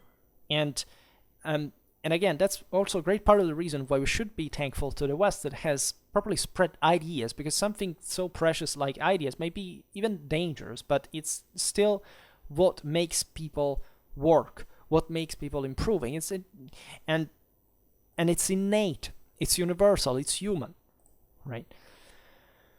So, as I was saying before, Western Europe, in my opinion, yes. I mean, I think the degree of Westernness in Europe is a very interesting topic. I think I should make another video to explain this, because I believe, all considered, that the most hardcore Westernized countries in Europe are, I think it's the UK, I think it's the Netherlands, by some tradition also France, but we are also diluting already.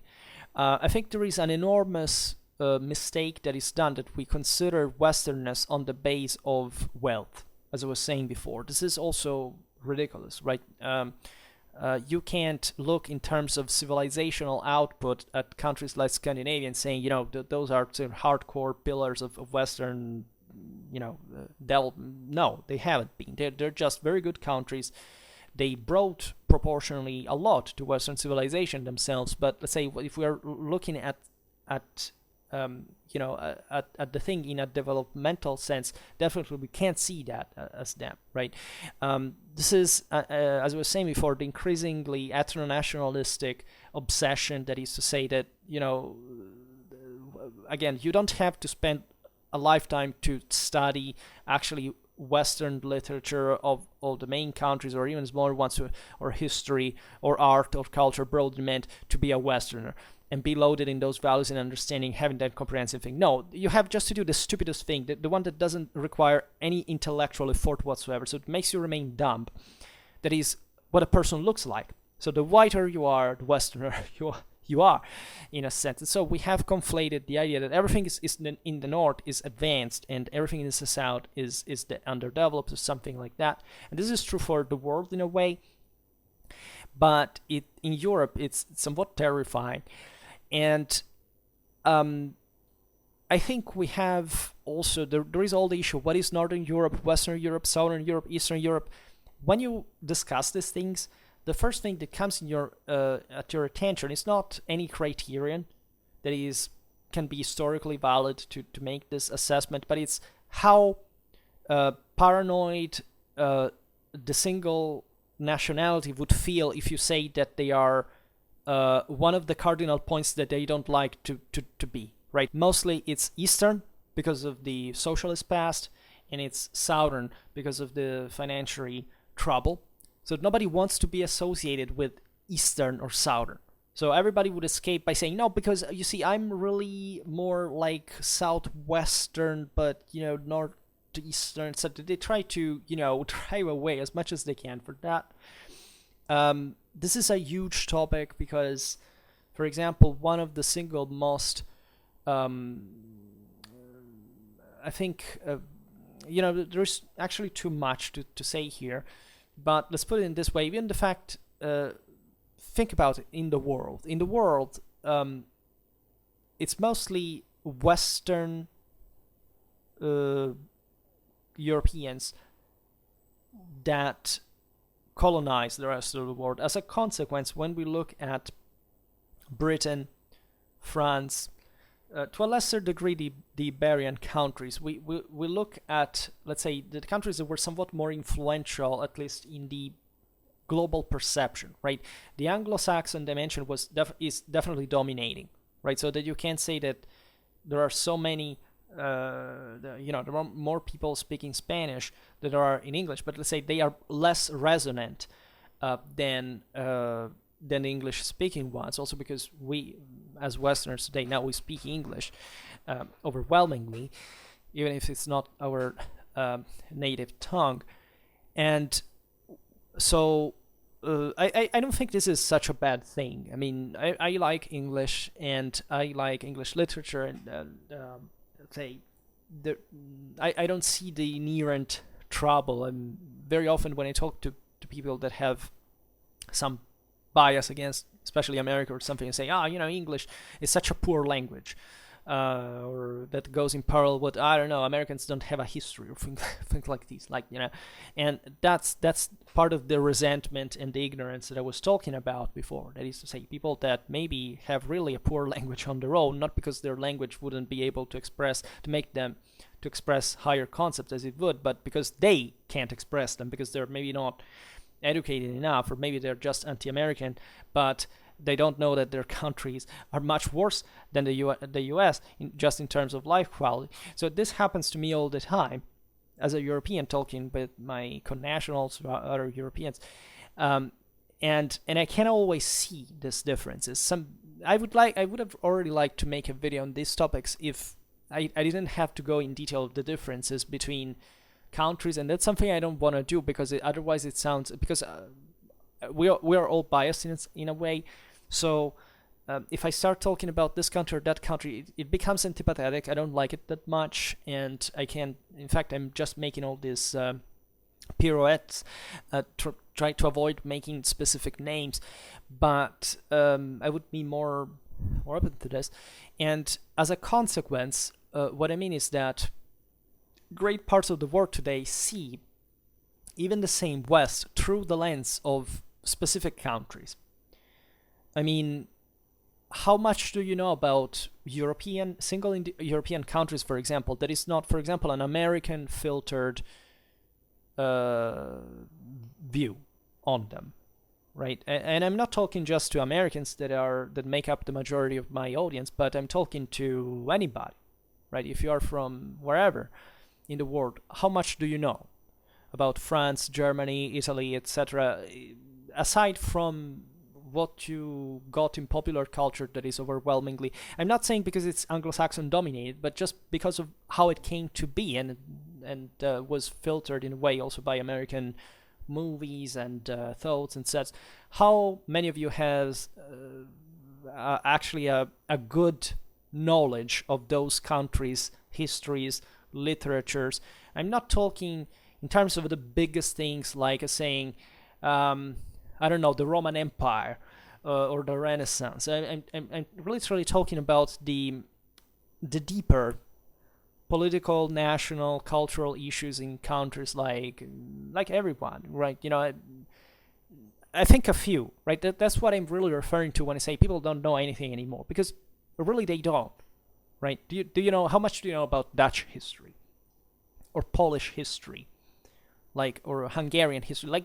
These are really important issues, because of course some countries are more or less important than others, there is no doubt. So there is also a fair hierarchy that you should draw. And in fact, something I'm personally very surprised by is how many Westerners, whenever they have some kind of foreign interest, they just fixate on a country and just basically remain fixated on that country. Let's leave aside, or people were fixated with Korea or Japan because of anime, and maybe don't know anything about even their own European history. It's plenty of them. It's terrifying. It's like an epidemic, and I had never realized it up to a certain point in my life. But it's the real thing. Or how many Europeans are also resorting to minimalism. I've met so many people, especially from even actually the top countries. They could be, some of the richest in Europe. They're real rich ones, right? There are very few really rich countries in Europe, like Norway, the Netherlands, Switzerland, the UK. These are really rich, right? The others, not really much. Seriously, and it's not that. I mean, these are really the top one. And in many of these instances, I don't know whether it can be the disease of abundance in a way. But I've met an awful lot of young people, especially, that they really said, what's your dream? What's your interest? It's taking a house, I don't know, in the far north of Sweden, let's say in the forest, in the wilderness, and just living there. And not thinking about anything. You ask these people what kind of interest they have culturally, if they know the history of any other major European Western country or anything. They have no interest. They don't care. They don't know nothing about history, not about literature, nothing. They just want to isolate themselves. this is a paranoid behavior, in my opinion, because I thought that European elite, Western elite, was to be, again, a powerful person, being a competent, successful, crafty, offensive individual. I think that as Westerners, we are very aggressive. I think it's part of our nature. It is true, right? Those who say, who criticize colonialism and say, because Europeans are aggressive. We are very aggressive. We are also very violent. It's just that, in a way, we know how to control that, and that's also the way of how we handle the thing. But that comes natural from our moral drive, I guess, and that explains, saying colonialism. But in the broader frame of a civilizational accomplishment, also in times that are different from now, this involution creeps me out. Like I think these young people from the best countries should be the top we have. What they want to entrench themselves into the wilderness. What kind of model is that? Right? What do you think you want to achieve? That in a way resembles me, seems to resemble to me the kind of ethnicism, primitivism that so many people engage into, and that all the bias about, I don't know, what's the most important thing that you like in European history? The Vikings, right? Just for saying, I have nothing against the Vikings. It's just, of all the civilizational events of magnitudinal scale all over ancient, medieval, modern, contemporary history, if you focus just on the Vikings, I know they are cool. But when you realize that behind the Vikings, in the mind of these people, because the poor Vikings have nothing to do with that, that's just a symbol of an exasperated ethno-racialism in the desperate pursuit, for example, very often from post-socialist countries, to fit what they have stereotypically been told, that the North is the best, and if you are able to integrate in there, you have won the lottery. That's, in my opinion, it's a moral disease, right? It's a serious mental problem. It's something that betrays the cultural collapse of most of, first of all, those countries that usually are so anxious to fit in because they feel complex about what happened, unfortunately, with socialism and everything, but that takes on an ever more primitivistic, racialistic bias that has nothing to do with the pillars of Western civilizational art, science, literature, etc. Of which, of course, they know nothing about, but not even about their own countries, because, of course, nobody told them there, because, what can happen after not just communism, but maybe hundreds of years before, where there was not even properly a democracy, etc. So when I look at, let's say, Western Europe, I think that the best of consensual government, of let's say, of that subtle development that reflects a scientific advancement and moral capacity to even, to offend, to export, to produce, it's been mostly in, the UK and France for me are big, at least as the major countries, because I could easily add the Netherlands, as we were saying before, are like what I think the West is. Like when I talk to them, I feel like I'm talking to somebody I can relate to. It's not necessarily that I find many interesting persons there as in any other place. It's just that even if when they fail as individuals, in the way I mean it, in a civilizational sense, they're still sharing my same coordinates. You know what I mean? I the same degree of openness to complexity, to the idea that there is something to learn, etc. There is not that frustration, that there is not that resentment, there is not that paranoia, that sense of broader dissatisfaction. I know there are huge problems in the UK, in France, and in some of the most civilized countries, also because of there are deep cultural issues there. I'm not saying necessarily it's a better or worse thing here, but to identify the enlightenment in its positive element as the consequence of a greater statal order, discipline, and authority coupled with some degree of democratic representation. I think that the common law, etc., those are very powerful. Of course, France is different, but it also had a different past, so that should be understood. That to me is what I think we're talking the Westernist, right? I don't believe. You see, there are, at least for what they have come to be in contemporary times. I'm not saying that these were necessarily the greatest contributors in absolute terms, right? Nor that this can be understood also without a broader European consistency. I believe that, for example, speaking of Westernness, speaking of Europeanness, to me, this is my opinion, can be biased, but to me, the magic triad are France, Germany, and Italy. Like when we look at European culture, you cannot deny that in ancient times, okay, Italy was, think about the Romans, etc. But the ancient times are different. Like the ancient times, you look at Greece, Rome, they were still something else, right? Also, the rest of Europe had to be civilized in many ways. But what was built by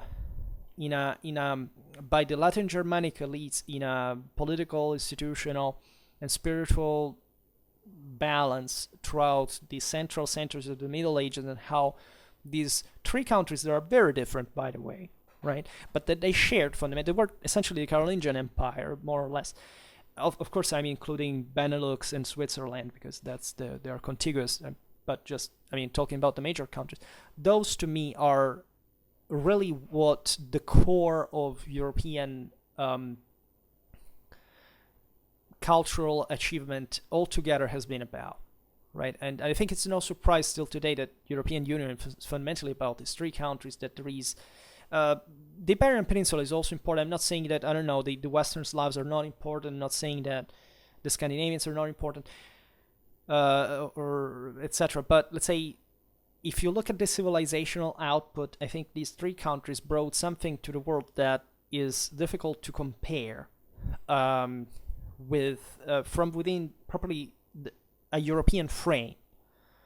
I'm undecided with Spain, actually. I would add Spain as well, and even the UK, but I'm not making the point here that they were not as, praisable. I'm just saying that the UK, yes, they became Frankish with the Norman conquest. They were incorporated in this, probably even more than the Iberian Peninsula. It was a big universe on its own in another way. And the same goes, in fact, for the Iberian Peninsula, that also had its own character. But in this sense, the continental European dimension is a very impacting one. I can include Austria too in this broader German idea. Those are the things, and I believe that because they are also different. As I was saying before, it was mostly the Western Europeans narrowly meant to colonize the world, right? The Germans, the Italians, the other didn't quite have much of a colonial impact at the end of the day. It was more recent and somewhat, less impacting, etc. But one aspect that I'm scared about in popular culture today is, in fact, how much we forget about other European elements. For example, the existence of a Central European culture, Mitteleuropa. Like when we look at Germany, people would simply say, "Oh, that's easily Western European." Really? Because that's a word that I would say it's easily Central European, which is something very different and deeply important to understand for any Westerner, because that's literally a culture on its own. It's something even more primitive, for some reasons also more traditional, but it not even necessarily in the more positive sense. But let's say, how can you, for example, be a Westerner if you ignore just the history of Central Europe? Also, Southern Europe is not really studied very much because it's mostly seen in the decadentistic sense, saying, but these are the countries that are kind of the more troubled ones. They're not the good. They don't perform economically as well as others. But somebody is willing to close an eye, for example, for those others that are entering from the socialist past, also because they are funded by mostly these three Europe, France, Germany, and Italy as main funders for their economical development, as a matter of fact. So there are sympathies, biases that are very, very subjective, and I think at this point in history mostly racially based, that betray in fact that dramatic lack of knowledge of the world. I can say I know the Anglosphere too well, and I don't understand how much of these issues are perceived there. As a continental European, I have other, I probably come from a different reality, and I'm actually satisfied with it, because I think it's important to strive to maintain it, to consolidate it, to reinforce it. But it's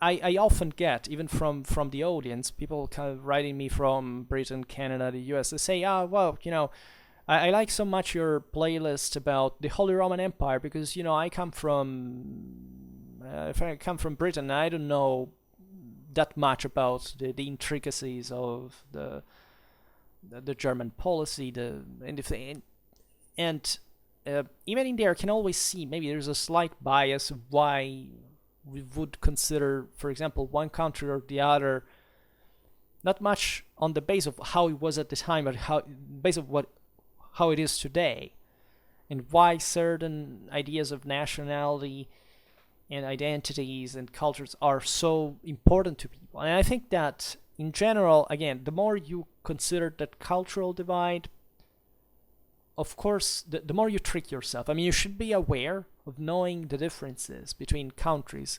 In fact, now we're arriving to the Huntington part, hopefully at some point.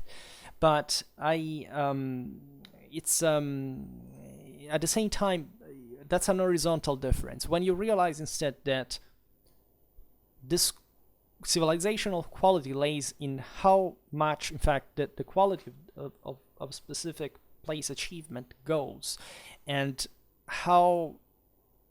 what's that caused by, and how many people actually are aware of that, and how many aren't, that you can't surprise yourself about what you've been fed with by no. Because you see, I understand that also myself, I've been tricked as a Westerner to thinking that just because we were more developed, that's the thing that counted, right? It's the socio-economical standards. That's the Marxian influenced ideology. I completely switched the thing. To me, now it's completely moral, right? It's completely about knowing the thing. It's sticking to those values and recognizing them, and never coming less to them. That really matters. And that's what pushes many people to fantasize on what other cultures are really meant to be, to make parallelisms between, I don't know, millenary civilizations and how maybe the modern country is today, which is an extremely tricky thing to do, especially, you see, I think in Western Europe here in the 60s, in the 70s, there was this almost, it was a kind of a leftist or influence thing, this idea of considering the East, right? It could be India, it could be also certain philosophy like Buddhism, etc. Study those cultures. They're so millenary traditions that the Westerners do not understand anymore. They're so something else. We're so Western-centric. We don't understand anything. There's plenty of world out there. It's bullshit that has fueled very much the same leftistic moral relativism about the role of the evil Westerners in the world, etc. Well, no doubt that India, for example, has a great history. Buddhism is very interesting, but I'm not criticizing that. I'm criticizing more the Westerners who, first of all, in my opinion, those who were really fixated about India in those hippie times really didn't know anything about nor Indian culture, or I don't know, the various, or Hinduism, or other countries like, religions like Buddhism, or etc. It's just they had to be edgy. right? And having to self-sabotage the West that were still dramatically advanced, as opposed to going to those countries that were definitely not as developed, to do what? To say, to show a giant middle finger to the West for what, right? Because there were Euro missiles, or we were in NATO, but you don't know what, right? It's, to me, that's the moment in which, in fact, the hippies, the contestation, etc., were the chthonic masses that unlocked irrationality, hubris, Dionysianism, and all these things without any civilizational capacity or clarity or intelligence to sink the same West, right? Which is being embraced right now by the same masses of also the other side, of the right side. So yeah, that's what I think consider Westernness is really. And then of course I would add, in this sense, given that Britain, as we've seen, is I consider it by some degrees the country that had kind of the best of that political institutional culture and juridical tradition, etc.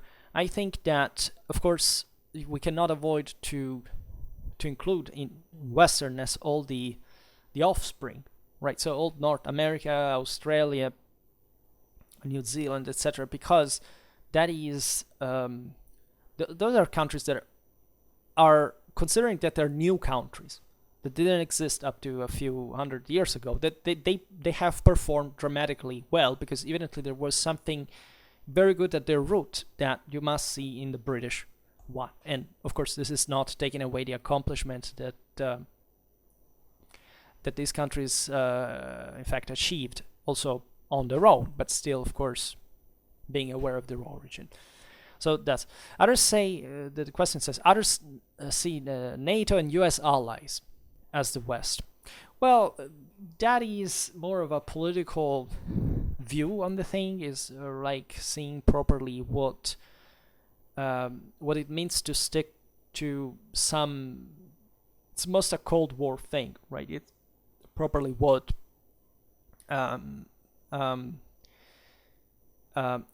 it was a necessity stemming from, of course, the end of World War II and the Soviet threat, and more in general from the obvious realization that the free world was really the free world, right? If you think that you're colonized by the United States because you're part of NATO, you're just an idiot, right? I thank God every day that my country was liberated by the Allies, and that it was bombed preemptively, but in order for this achievement to be carried out, because I know that I had a freaking high quality of life thanks to that.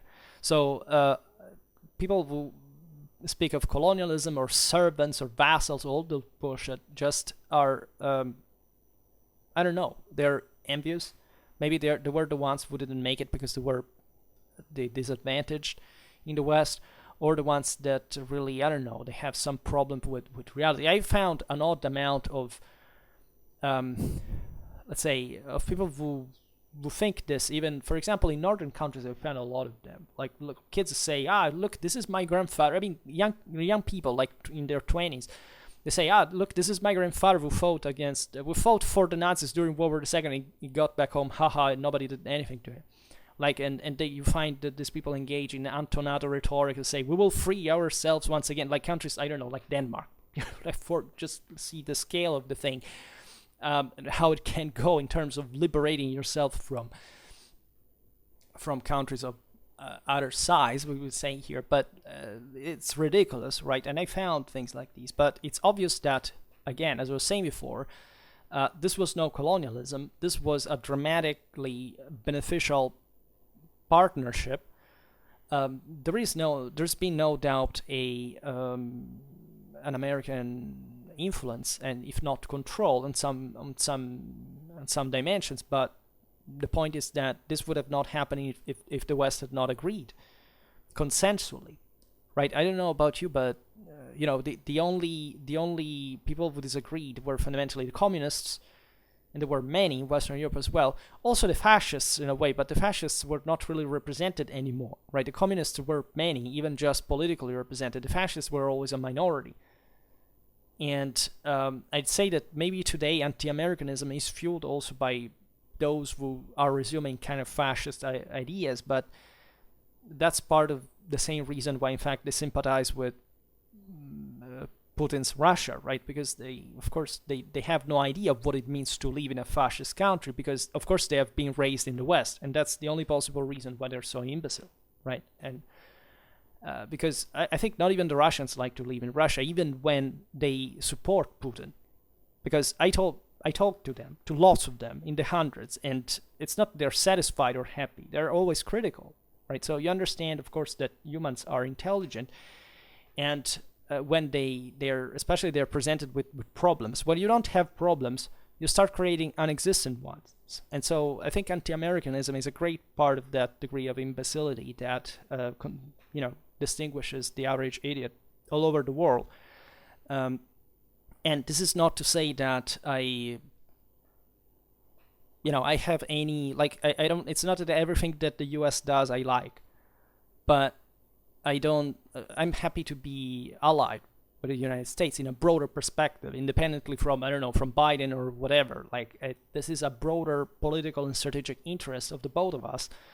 And I know that because I think I have studied enough history to understand that.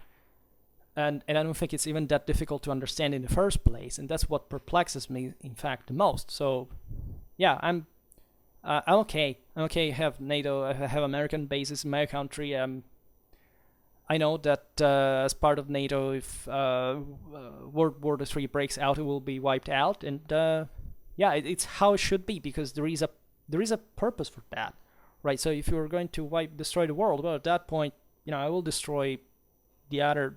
Say, I will contribute to it by knowing that I will not have been the first one who has started that, which, considering in fact, the background where I come from, I know I won't be the one.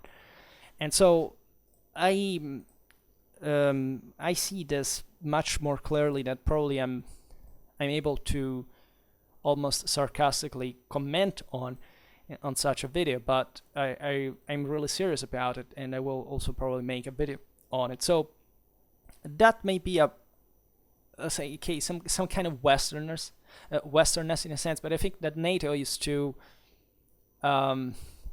it's too reductive in a way. I mean, westernness in that sense can be found elsewhere, right? NATO is North Atlantic, so there are other Western allies, and I wouldn't say, this is Old West that exists. Just, yes, the question says NATO and US allies. Well, yeah, I mean, it depends.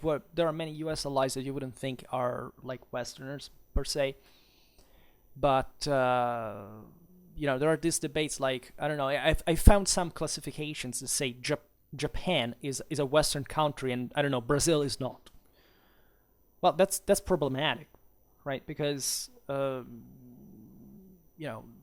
Japan, if we speak culturally, in a traditional sense, is definitely not a Western country. Then what other parameters are taken in consideration there? Of course, to others, Brazil is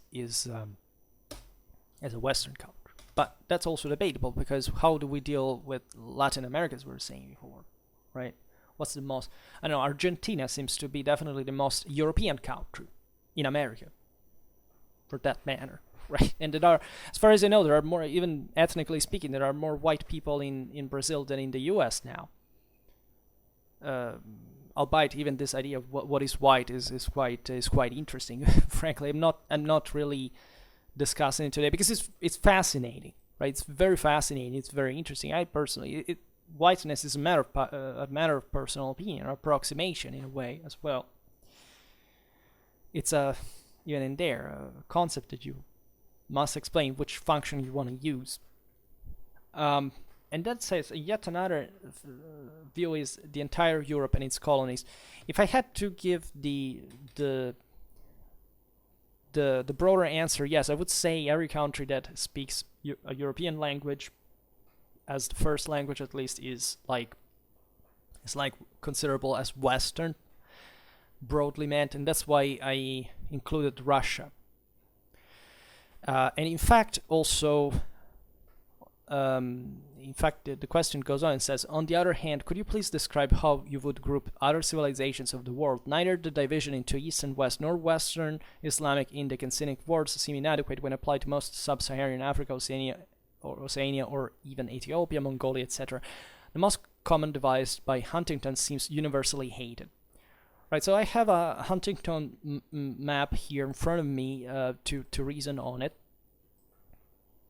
It's not necessary for you to see. You can always Google it, because I'm too lazy to mount the video eventually. And first of all, I would point this out. It's not a really completely arbitrary division, but I don't like it either.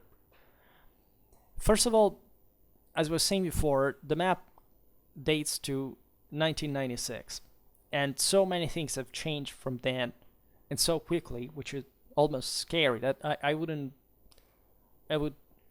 urge to observe how and why this map was done at the time, to stress what exactly. Because those were the times of, I don't know, think about the disgregation of Yugoslavia. Right here, for example, in the Islamic group here, with the Islamic civilization, we have, I don't know, we have Albania. Right? Can Albania be considered, broadly speaking, part of the Islamic civilization? Right? Because civilization, to me, again, if we were to divide it on an ethnic base, I've already told you that there is no, or cultural base, doesn't really make sense, because civilization is universal. It really speaks of the degree of advancement on a universal ground that a people is capable of achieving. Right, and then distinguishing it from cultures is like, civilization in theory flattens cultural differences, because it brings the means to get quicker in connection and in cooperation than anything. So that's why it's also in a reasonable sense. So it's not those people who hate globalism and want tradition to remain in place, meaning that, say, okay, in some countries they just rape children as a traditional custom. Let's maintain that, because after all, what's wrong with that, right? So if you are for tradition, you should rethink at least the standards of which tradition really is, of what it means, because what is culture at that point? Is that culture? Yeah, it's kind of their culture. It's just that it's disgusting, right? It's criminal, and people who do it should be killed on the spot, really, or maybe, with a fair trial, but in those countries you can't even dispense of that. In any case, there's a bit of dark joke, but in this broader picture, what perplexes me the most is first of all, okay, Latin America is considered like a civilization on its own. So the main line of division here is religious. What is bizarre about Huntington division is that you have a Western world that is incidentally it doesn't say Christian properly, because maybe at the time atheism was considered also kind of the peak of secularism, but for example, there are important divides between Protestant and Catholic countries that are worth considering. Then there is the Islamic, Cynic, Orthodox group, the African group that includes countries like Ethiopia as much as South Africa, which is pretty bizarre, or Senegal, or how can you mix these things? Hindu, okay, and so here it's mostly religious again. Buddhist, Latin American. So Latin American is equated to a sort of religion at this point, and according to this criteria, so this map sucks. And then Japanese, that is kind of unique. And Huntington was writing in a time which the idea of clash of civilization seemed to be the only thing that mattered on a cultural religious pattern. That is to say, this was already after the end of the Cold War. There was the delusion that the world would always be stable by itself, and so the only thing that seemed to compromise the unity of the world was outlined on a religious division. So stressing this thing that, as you know, I've countered many times, also because I made lots of videos on the Christian Ottoman wars, etc., where you see there all the intersections and influences and compenetrations and broader international alliances also between Christian and Muslim countries, etc. That is toxic to me, because I personally don't believe that there is such thing again like a monofactorial explanation, first of all, in dividing the world into these macro areas, and especially I don't like you. How can you include Uzbekistan with Mauritania in the same group just because, I don't know, of Islam, right? It just doesn't sound right for some reason. And also, there is an important difference between Western here and Orthodox. That is to say, oddly enough, that countries like, you see, basically all North America and Western Europe are blue when they are Western. Then there is the purple one. It is, or maybe I will insert this in the background. I don't know, whatever. And the purple one, which is including countries like Greece, or Ukraine, or Kazakhstan, right? And saying these are, broadly speaking, Orthodox countries. So what is exactly that would make you group Greece and Kazakhstan that, wouldn't make a group, I don't know, Greece into the Western group? It's a religious divide. So you're saying that there are Orthodox civilizations that are somewhat more, creepy, kind of Eastern European post-socialist backwards, and Greece is not, even in the post-socialist one, but that these are somewhat civilizationally different from the West. Like Greece, I don't like. Of course, Greece went through different things historically, and you can argue, of course, that the of course, the dramatic Hellenic civilizational output doesn't maybe belong to 1996, all right, but in for the Western civilization, but at least you would account for maybe Greece as different from post-socialist countries in a way, or for a country like Kazakhstan that also is kind of dramatically different in many ways. Also, some Caucasian countries are included here. And why just the Orthodox divide? I mean, to me, at that point, the Orthodox difference is probably, I don't want to underestimate it in this account, but let's say I'm very skeptical about the broader division, let's say, within itself. And I don't believe in it, right? I think that it doesn't even make sense to group such civilization, because again, to me, the civilization is, you can group it when you say, I don't know, look at the second millennium BC and see what was being born in Mesopotamia, in India and China and Egypt, and you say, those were civilizations, because objectively they were growing, right? And because things were being developed. But it's not that you can group these single civilizations like in chunks that are different from each other, as if maybe the offspring of them remained part of that chunk and colored like on this map, right? This map doesn't even speak about that, but about religion. So the guy is obsessed by freedom of thought, probably, or something like that, as a divide. And I understand the criterion, but I guess no, right? I don't think that this map made sense, not even for 1996, too much. At least I understand that probably differences were sharper at the time, in a sense, because at the time the West really thought to be at the top of everything. Now, just after 20 years, 30, whatever years they are, 26 years, changed dramatically in the, let's say, properly in the logic in which you would need to divide the world, or that, again, I don't think it can be even carried out. Doesn't make sense, in my opinion. And I don't see it like a reasonable divide.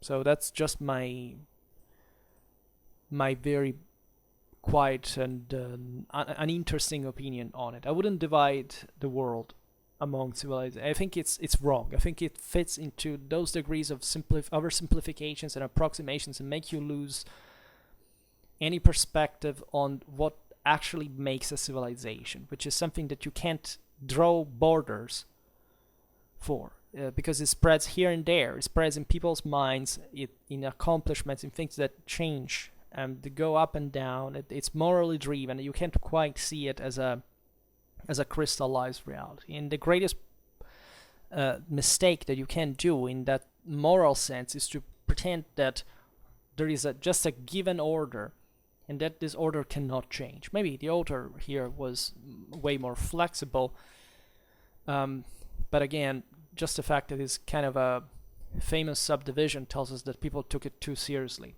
right? And I don't want to be. I think this would open, if I had time, an interesting parenthesis on the on ranking in general. The idea that you can, whatever question you can search for, you can Google a world map and see, just on the basis of colors, what kind of degree, I don't know, of freedom of the press or quality of life, or GDP or educational success, achievements, etc. levels you can find in countries. And very, very often you realize that they are pretty arbitrary, right? And notably, the same authors say this, but people don't care. Like, there is a plethora of people out there, on Reddit especially, where ferociously, it's as if they were paid by somebody, that post questions like, why is this country so rich, and then you have, or so poor, or whatever, and you find tons of them just killing each other about, no, this country sucks, no, because of this and that, and there are all criteria that do not stand on their feet, and you realize that people just want to kill each other to fit the top color that makes them allegedly more or less superior to others, because you understand they're extremely loaded in sense of complex inferiority and hatred and ignorance and other pleasant, say, amenities that you don't really need. Then the question goes on and says, other people deny the usefulness of distinguishing fact between such broad regions, arguing that it is impossible to categorize humanity by culture or civilization. Yes, I agree. I mostly agree with this. I think that what is very interesting, if you look at this, the map of countries that speak fundamentally Indo-European languages. That is fascinating because it shows you how far, for example, languages born in, places like the Caucasus, etc., spread eventually all over the world in places that evidently were not ethnically even affected by it, not just by colonialism, but think about Iran or Pakistan or India. Like the overwhelming majority of the people does not descend from the people who brought that language to them, but still they were had become culturally prevalent, and that goes very far, right? And I personally don't think that we need to draw boundaries in that sense, because it shows how these phenomena are so big to render it ridiculous to even draw a boundary, right? The idea of boundary is also at the root of the modern concept of geopolitics. It's heavy political because it gives people the illusion that there is things like spheres of influence, right? That countries are monoliths that always remain the same and that have some broader universal need to conquer this or that country. Also here, any reference, if I made it, would be at that point actually superfluous, in fact. As if people didn't change, as if countries didn't change, as if borders didn't change. Right, again, materialism has made us believe that also through nationalist statalism, this fake security for the weak masses, to think that countries are always the same, so that you can feel safe and to indoctrinate more yourself into the absoluteness of them and their culture that is always changing, and losing completely the realization that the moral and scientific realization that politics has no border. The ideas have no border, and so you can make everything change just by that. And so that, of course, there is a continuity of some historical realities, and they're interests, even in certain areas, etc. But these are always different in the first place. They always change. You can't really map them in a without getting to the details of why that thing happened and why at that point and how random it was in many ways. Then sorry for the long comment and thank you for your time. Well, sorry for the long video for that matter, because I never shut up. But I think that's an interesting thing.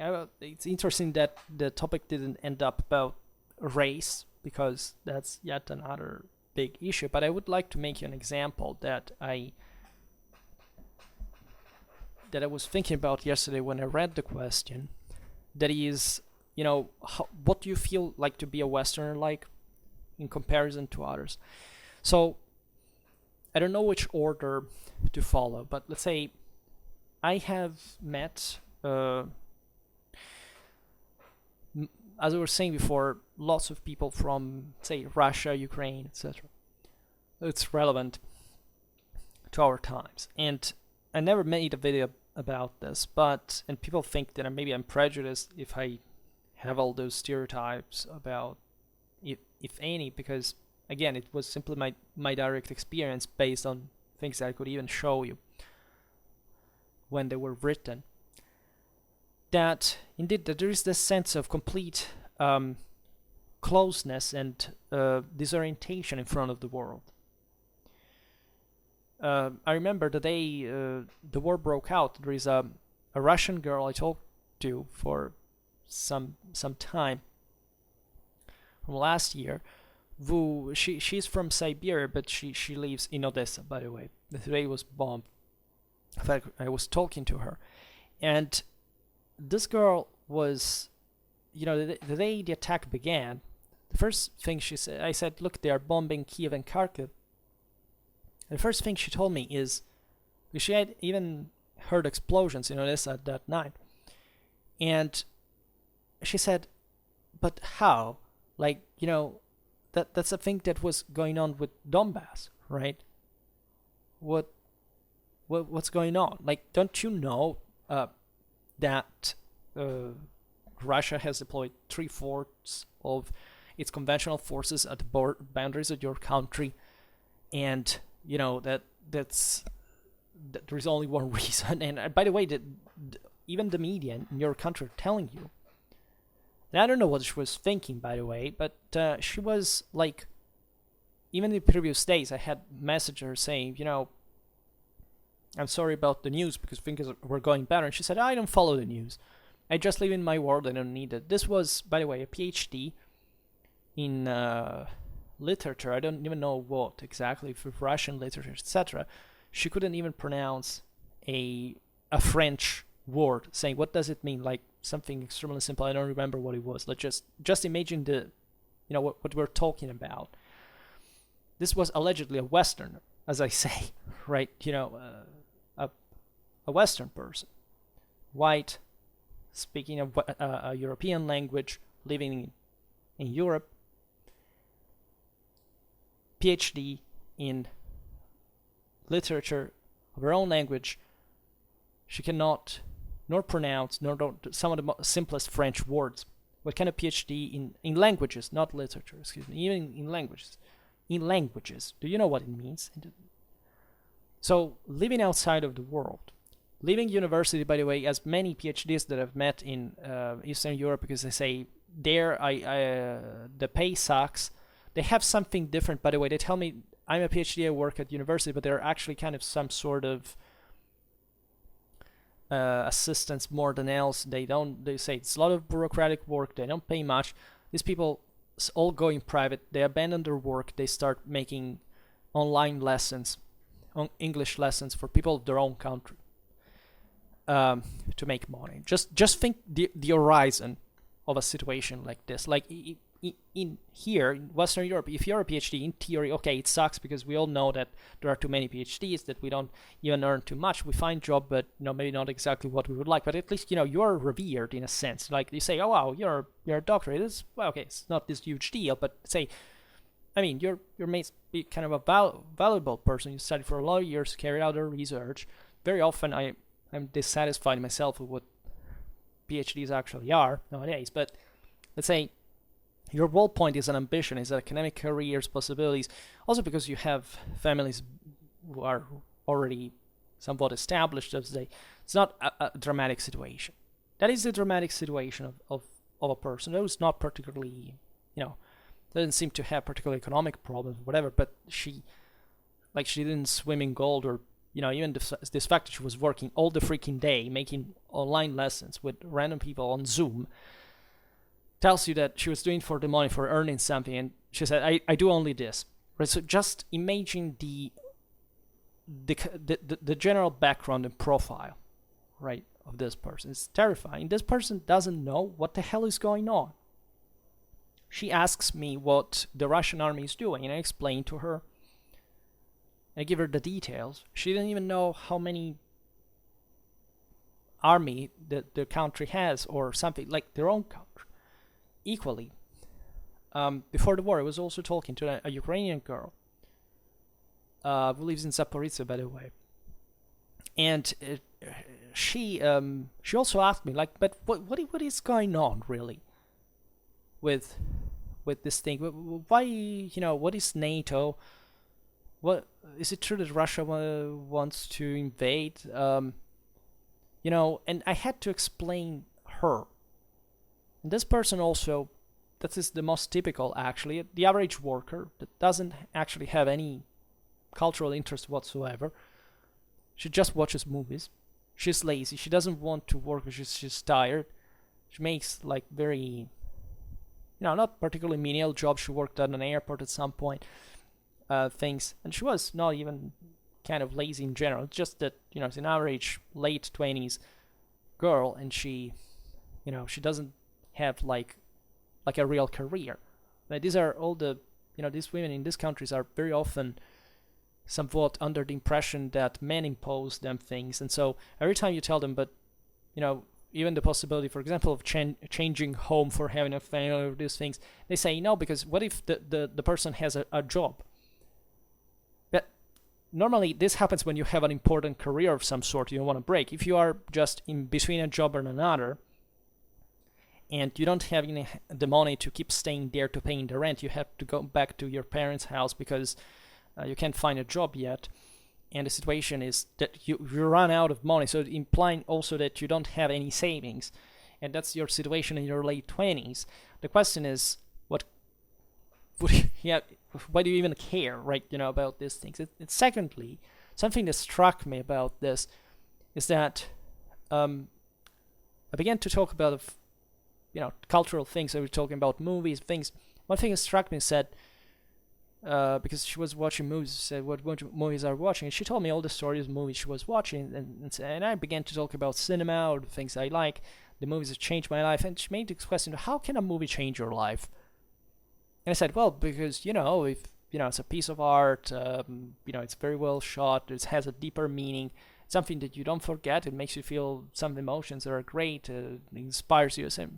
And she said, I don't know. I never felt anything like this. Like, this person would watch movies on regular, and actually garbage movies. We're talking about something from, I don't know whether it was from Netflix or something, but let's say modern contemporary movies with actors. Contemporary, I'm talking about the last few years, right? So things that you already know by the movie industry that sucks in the first place, and that the specific case, I don't remember the title of that, but it was just like low crap, like with crappy actors or something that was nothing impressive. Might have been even an entertaining movie. But that's, in fact, all she understood. Like, for her, watching movies was just, watching a movie after another to kill the time. And she would say, but I don't know what you mean by saying a movie can change your life. And I said, like, I tried to explain to her, like, the example of a movie that you may remember. She wouldn't understand that. She wouldn't understand an authorial movie. Say, I don't know, I can make names, but all the classics, right? Even from older movies. For example, this idea, they don't conceive there is an older movie production. They just watch what they propinate them in this kind of pay for watching kind of stuff like Netflix or others, and the idea that there is 1950s, 40s, 30s, 20s, or 70s, or 60s, or 80s movies, those are old, I don't watch them. And then you wonder why you think there are no movies that really leave you a mark within you. But the deeper reason is that this person doesn't have any cultural interest in the sense of history of her own country or any other thing. And so if you tell them why a movie could be so impacting to you, it's because she may even like the movie, but she cannot connect this to a broader frame of how to improve herself through an idea. Because the point is that movie is temporary consumption for fun. It's not anything for self-development. You talk to self-development to this person and say, what is self-development? Like, I live just with my job, my money, when I have them, and then I watch movies. That's basically all what my life is. Then I talked to, and I have lots of things. I remember it was a girl from Moscow once that told me, born and raised in Moscow, also the same age more or less. She told me she had never learned the ABC because she said by heart, because she said that it's useless in her life. Needless to say, she doesn't have a job, a regular one, and she even asked me for money on the internet in exchange of some kind of, personal pictures. And obviously I refused, and it was dramatic because you don't understand, because here in Russia women are habituated to get gifts from men. What the fuck? And I understand pretty well what that means. Actually, you see this kind of, but I actually met lots of very nice Russian and Ukrainian people, and I can't say that it was all like this, but the background and the mentality was 95% like this. Like it was probably nothing else added to their horizon. Even when you talk about them, about the West, which they're very interested in a sense, like in a comparative sense, they say one thing and they ask you, and when you tell them how it is there and the comparison, they don't, even if they are okay with accepting that, of course, like in the West, people are richer, said they don't believe in the fact that not much that they don't believe in the factuality of the information. They think, but what does, like, I told, like the idea, for example, there are standard macroscopic economic indicator. This I've met even in places like more advanced places, but let's say the proportion increases dramatically in this ones. It's like, I've heard from my friend that this country is like this, that people are lazy or this other people are just cold or something, and I said, but have you ever read anything about this country? No. Do you know anything? No. So why do you have those ideas? Like this idea, for example, they often say that from Eastern Europe that they have the patriarchy. Right? It's something that many girls tell me, but here we have the patriarchy. What they actually mean, they think, is that they have the patriarchy in the sense that men rule in the house. Like, I don't know how. I think I never had to break down to them, but because it's so obvious to me that also in the West we have the patriarchy, meaning that, I don't know, in my family, as any family that I know, it's the man that kind of is considered the lead, right, in the family. And it's normal. It's always been normal. To them, the West is radical feminism, which is something that incidentally you find incredibly spread in those countries instead. With women that say, no, women are, because, by the way, there is a dramatic amount of abuse that is put out there publicly by those same countries statistically, and that tell you the misery of those situations, of course, from that point of view. So what they actually mean by the patriarchy is that men beat women, or at least, they told me many times, here women are treated like trash, right? That men are just interested in one thing. They tell you, I don't believe it's all true. I think it's like, it depends on the person, but the idea, of course, that you understand that, for example, if you're gentle to them, they immediately think, but you're nice. Like, you always feel as if they were coming from a background, but nobody told them anything like that. Nobody treated them normally, or in fact, they enjoy talking with you because they realize that you're kind of caring, and that surprises them.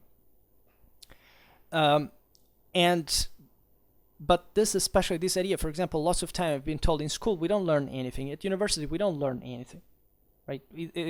These places are not indoctrinated fanatically because they think that what they learn is the best thing in the world. Some do. Some think, for example, they cannot understand it. Maybe you know the history of their own country better than them. Then you start saying a bunch of things. You immediately understand that they don't know nothing of what you're talking about, and so they immediately shut down. That's another thing, that when you show them that you actually know, I don't know whether it's because of shame or basically they fear that there is this suspicion, this paranoia that is typical, especially of, it was all what the Soviet propaganda was about, fundamentally. That, wait a minute, then outside they know, because it's not that they don't know, they just, it's not that they can't think that it's the case, but they are terrified by the fact of learning that. So to say, but why do these people know and I don't? Right, of course, sometimes it can be just being ashamed of not knowing basic things about that I would learn in primary school, and that they haven't learned maybe even up to adulthood about their own country, and that thing puzzles them. So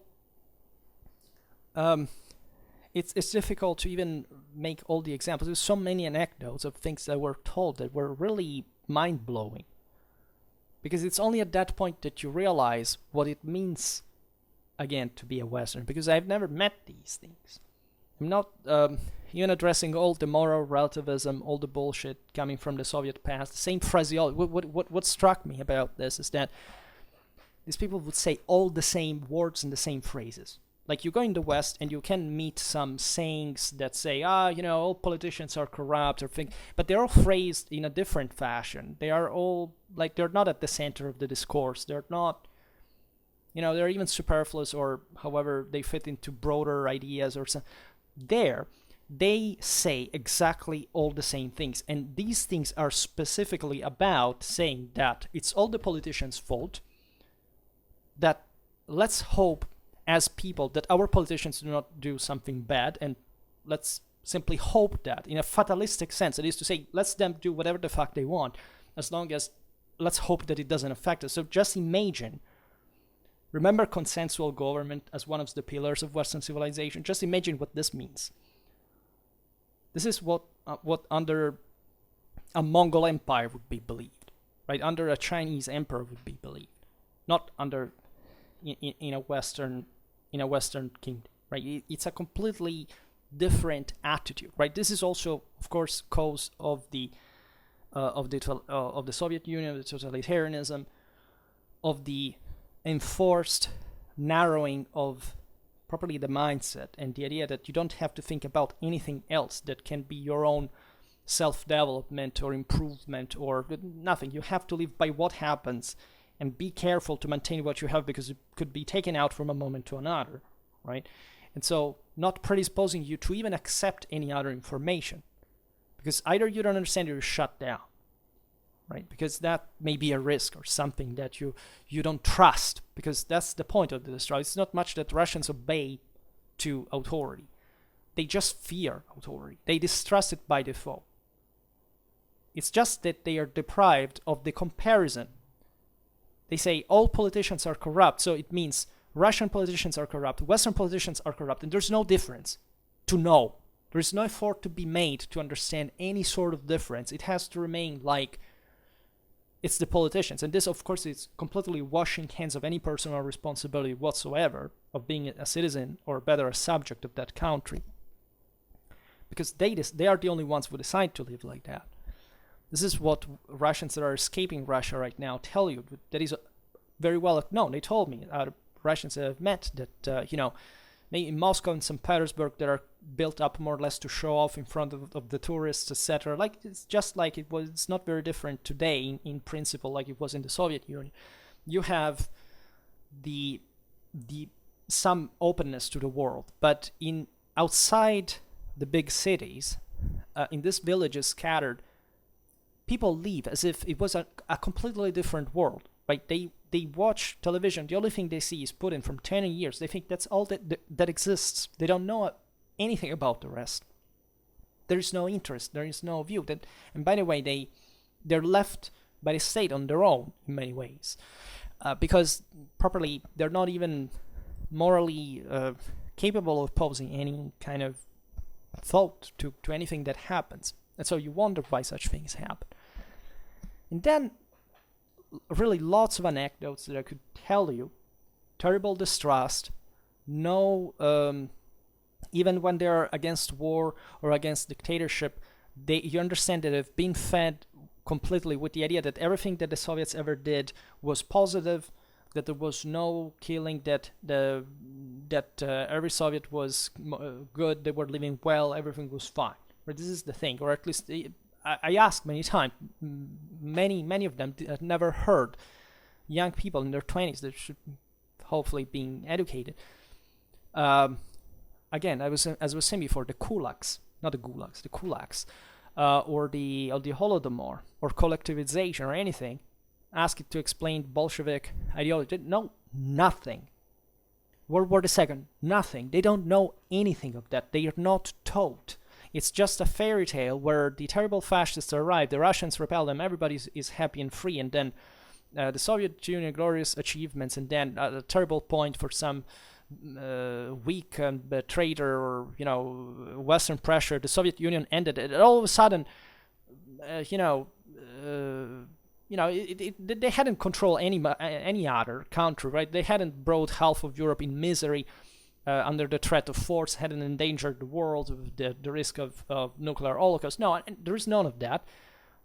The Soviet Union collapses, the pure Russian Federation gets poor because the terrible capitalist world, that what actually happened is that they couldn't be parasitically exploiting all the other countries, so they had to start working with an economy that really produced anything concrete for the market. And so that's the reason why they are still dramatically short of a labor force nowadays. That's why these efforts are enormous, and kids today exposed to free thought, at least unless up to the point they were censored, they didn't want to work anymore. They say, why do I have to work so much in institutions that don't teach me anything, where everything falls apart, the place is poor as shit, that there is nothing to do, I want to go abroad, I want to go away, right? They stop working, right? I've met so many of these people who say, they began to study medicine, law, by the way, at incredibly young age, like 16, 17, because they have less mandatory years of education. They're just brought in. They don't care about the quality of the education. They're basically a PhD in there is like a master degree here, if to be generous, right? To be generous, and of course they don't learn anything. They don't quite do much, because also the situation is somewhat, as we've seen there, even PhDs abandoning the teaching, whatever, because they hope to make money any other ways. They abandon everything. This corresponds to a moral collapse, because even there is no moral resistance. They haven't been taught to be morally resistant, because up to some point they thought the state would solve everything for them. They're not prepared for that. Also, they don't make children anymore. There's an enormous natality problem in these countries that are looked by Western conservatives as the harbor of traditions. These people are socialistic minded. They don't have a traditional horizon. They don't have it. They have been stripped and deprived of it. They don't know anymore. They don't make children anymore. Also, all that violence against women is making them phobic in many ways. I've met so many separate individuals who didn't know each other, who all said, these were women who were asked whether they wanted to have a family or not, that no, they didn't want to have a family. And when you told them that they have a massive demographic collapse for which pensions will not be able to cover because of the lack of labor force properly, the elderly and all these things, the economy will suffer enormous blow, reason for which there have been so many pensionistic reforms attempts, etc. But the life is short, and so people age also quicker there because of living conditions, health, sanitary system, and etc. They say, no, I don't have to make children. I want to live like, up to 40 years old without doing anything, like posting stuff on Instagram or selling photos on the internet, or making this kind of private lessons, refusing a career, not only not making any family, but not this was the thing that struck me, because it happened to me several times to hear in the same identical words. It's instead than making a family, the better thing is to open a dog shelter for the poor dogs that are abandoned in Russia, and to work there as a woman instead than a family. It was not said I prefer to do something else. No, that is better, right, for the world, right? These are the words that are traditionally to be imitated, like where the average mentality is, from the allegedly progressive person there is, no, family is bad. And the idea that my country's economy will collapse because there won't be enough people to work because nobody makes children is an enforcement to my freedom. By the way, in a country where civic rights are what they are, which is even more ridiculous. And the alternative, so not what I prefer to do, but what should be done instead, is to open a dog shelter. So this is not a person who says, I don't want to have a family, but I want to become a doctor, so at least to help people. No, I don't want to have a family. I want to open a dog shelter for helping dogs. This is the cultural model that people who support Putin in the West think that reality represents. And by the way, I forgot that Ukrainian girl who was talking to you before was but the thing that struck me the most actually is that she said that religion to her, she didn't know what religion was. She said that her elderly thought they were religious, but she never really understood what religion is, her actual words. But she would have liked to learn.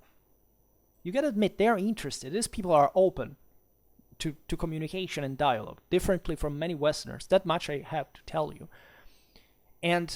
But that she didn't know anything, and she would have liked to learn about that in her late 20s, by the way. So a person and then you wonder what the West is. Ukraine. It could have been Russia, because I met it also in Russia, the same words, identically, multiple times. I don't know what religion is. I don't know, but at my university once we had a person who didn't know what religion was because she had never heard of it ever. And my tutor had to explain her. She came from communist China. This girl basically had been brought up without not being atheistically against religion. She had never known in her adulthood what religion is, that religion ever existed in world history. She was prevented from knowing that. Then you wonder what it means to be a Westerner. And the Ukrainian girl, going back to that, she told me, I've met a guy was an Islamic immigrant who told me that, religion, Islam is love, and I was interested in that. And I said, do you know anything about Orthodoxy? Do you visit Orthodox churches? And so, no, I don't know anything about that. But I was interested in that guy that told me that Islam was like a religion of love. Then you wonder what being a Westerner actually means. And this is not a thing against Islam, by the way, because I know Islamic people who are very cultured. I know an Iranian professor we've been colleagues during the PhD, and she was a very interesting, educated person. She had her own strange ideas, of course, about political, international, selling weapons as a bad thing in a broader international strategic situation, or to blame the West, the Americans especially, all these things. But, a person who researched the figure of Mary in the Quran, all things, and it was interesting.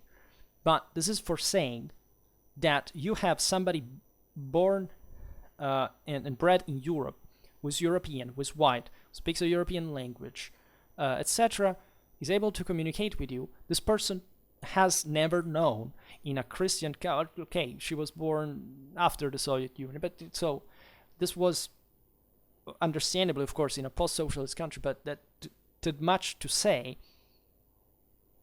she didn't know factually what religion is, not even what Christianity, Orthodox in that Orthodox country actually is.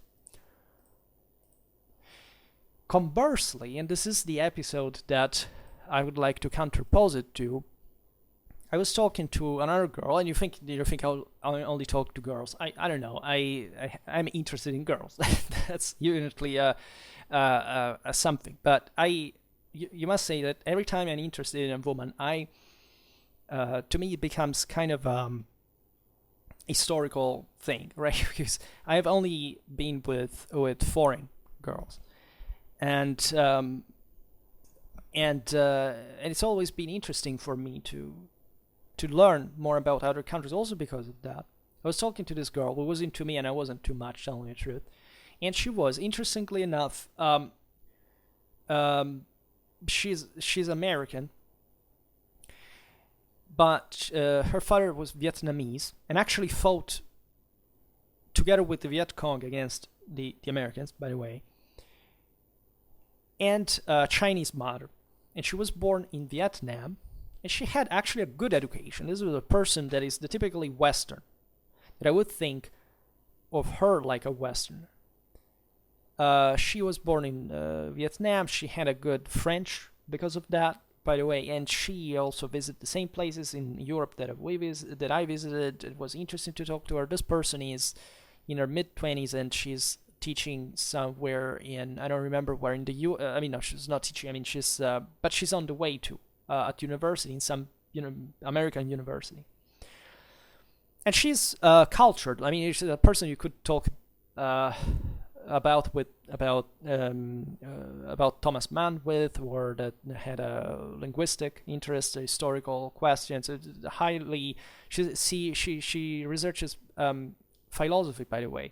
She's into Fichte much, so that's really a powerful intellect, and in considering the age, etc. This person, so she knows her way around that subject and topic. She was, in my opinion, a bit too obsessed about sexuality, in a sense, meaning that she was much into Freud, and to say, I don't know for what reasons, that she was positively against the prudery, I would say, the leftistic, let's say, virtue signaling in the American universities. It's something toxic that she'd never seen. She was raised in Vietnam, by the way. That's even more interesting. And she had perfect American. She knew American. She was perfectly integrated there, and so didn't look at all. To me, she was American. Like, if I had to tell you, right, it was obvious. Well, this person, to me, is more Western than the Ukrainian girl I described to you. Easily, right? She knows much more about Western culture than that girl does. And to me, in this sense, she reasons also as a Westerner. But interestingly enough, and that's where Westerners are under threat in that regard, she bought all the leftistic bullshit. I mean, she's intelligent enough to reject the Me Too, let's say, witch hunt that spread in universities, for example, with any kind of sexual relation. She was, by the way, in her college campus, she was about to be raped. By the way, that's yet another thing that I personally, in my own context, haven't seen with that frequency. I think in the US there are severe problems in that regard, whatever. I think that, yes, immigrants from non-Western backgrounds have kind of diluted further Westernness from a moral sense, because of the reasons that I explained at the beginning of the video.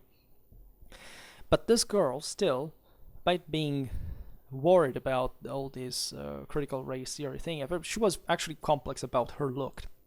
She said she was exchanged for a Latina in America, and I remember when I was for the first time in my life years ago, opening to the internet and American culture, I remember on Yahoo Answers that the only thing that obsessed people there was, what race do I look like? Something that I in Europe never heard of, right? So this obsession with race, it's something terrifying, and I see it as especially an American thing, if anything, by the numerical proportion of the issue, right? In Europe, we have the same thing, but the question is, there are much less immigrants in that regard to pose the question, and or even, Europeans among each other more or less know their difference in look, and that's not a big deal, right? But there is an homogeneity, and the girl here was obsessed with the bullshit of America being founded in slavery, and this was a big deal, that she was worried about why Westerns were so aggressive, why they made colonialism and the other cultures didn't.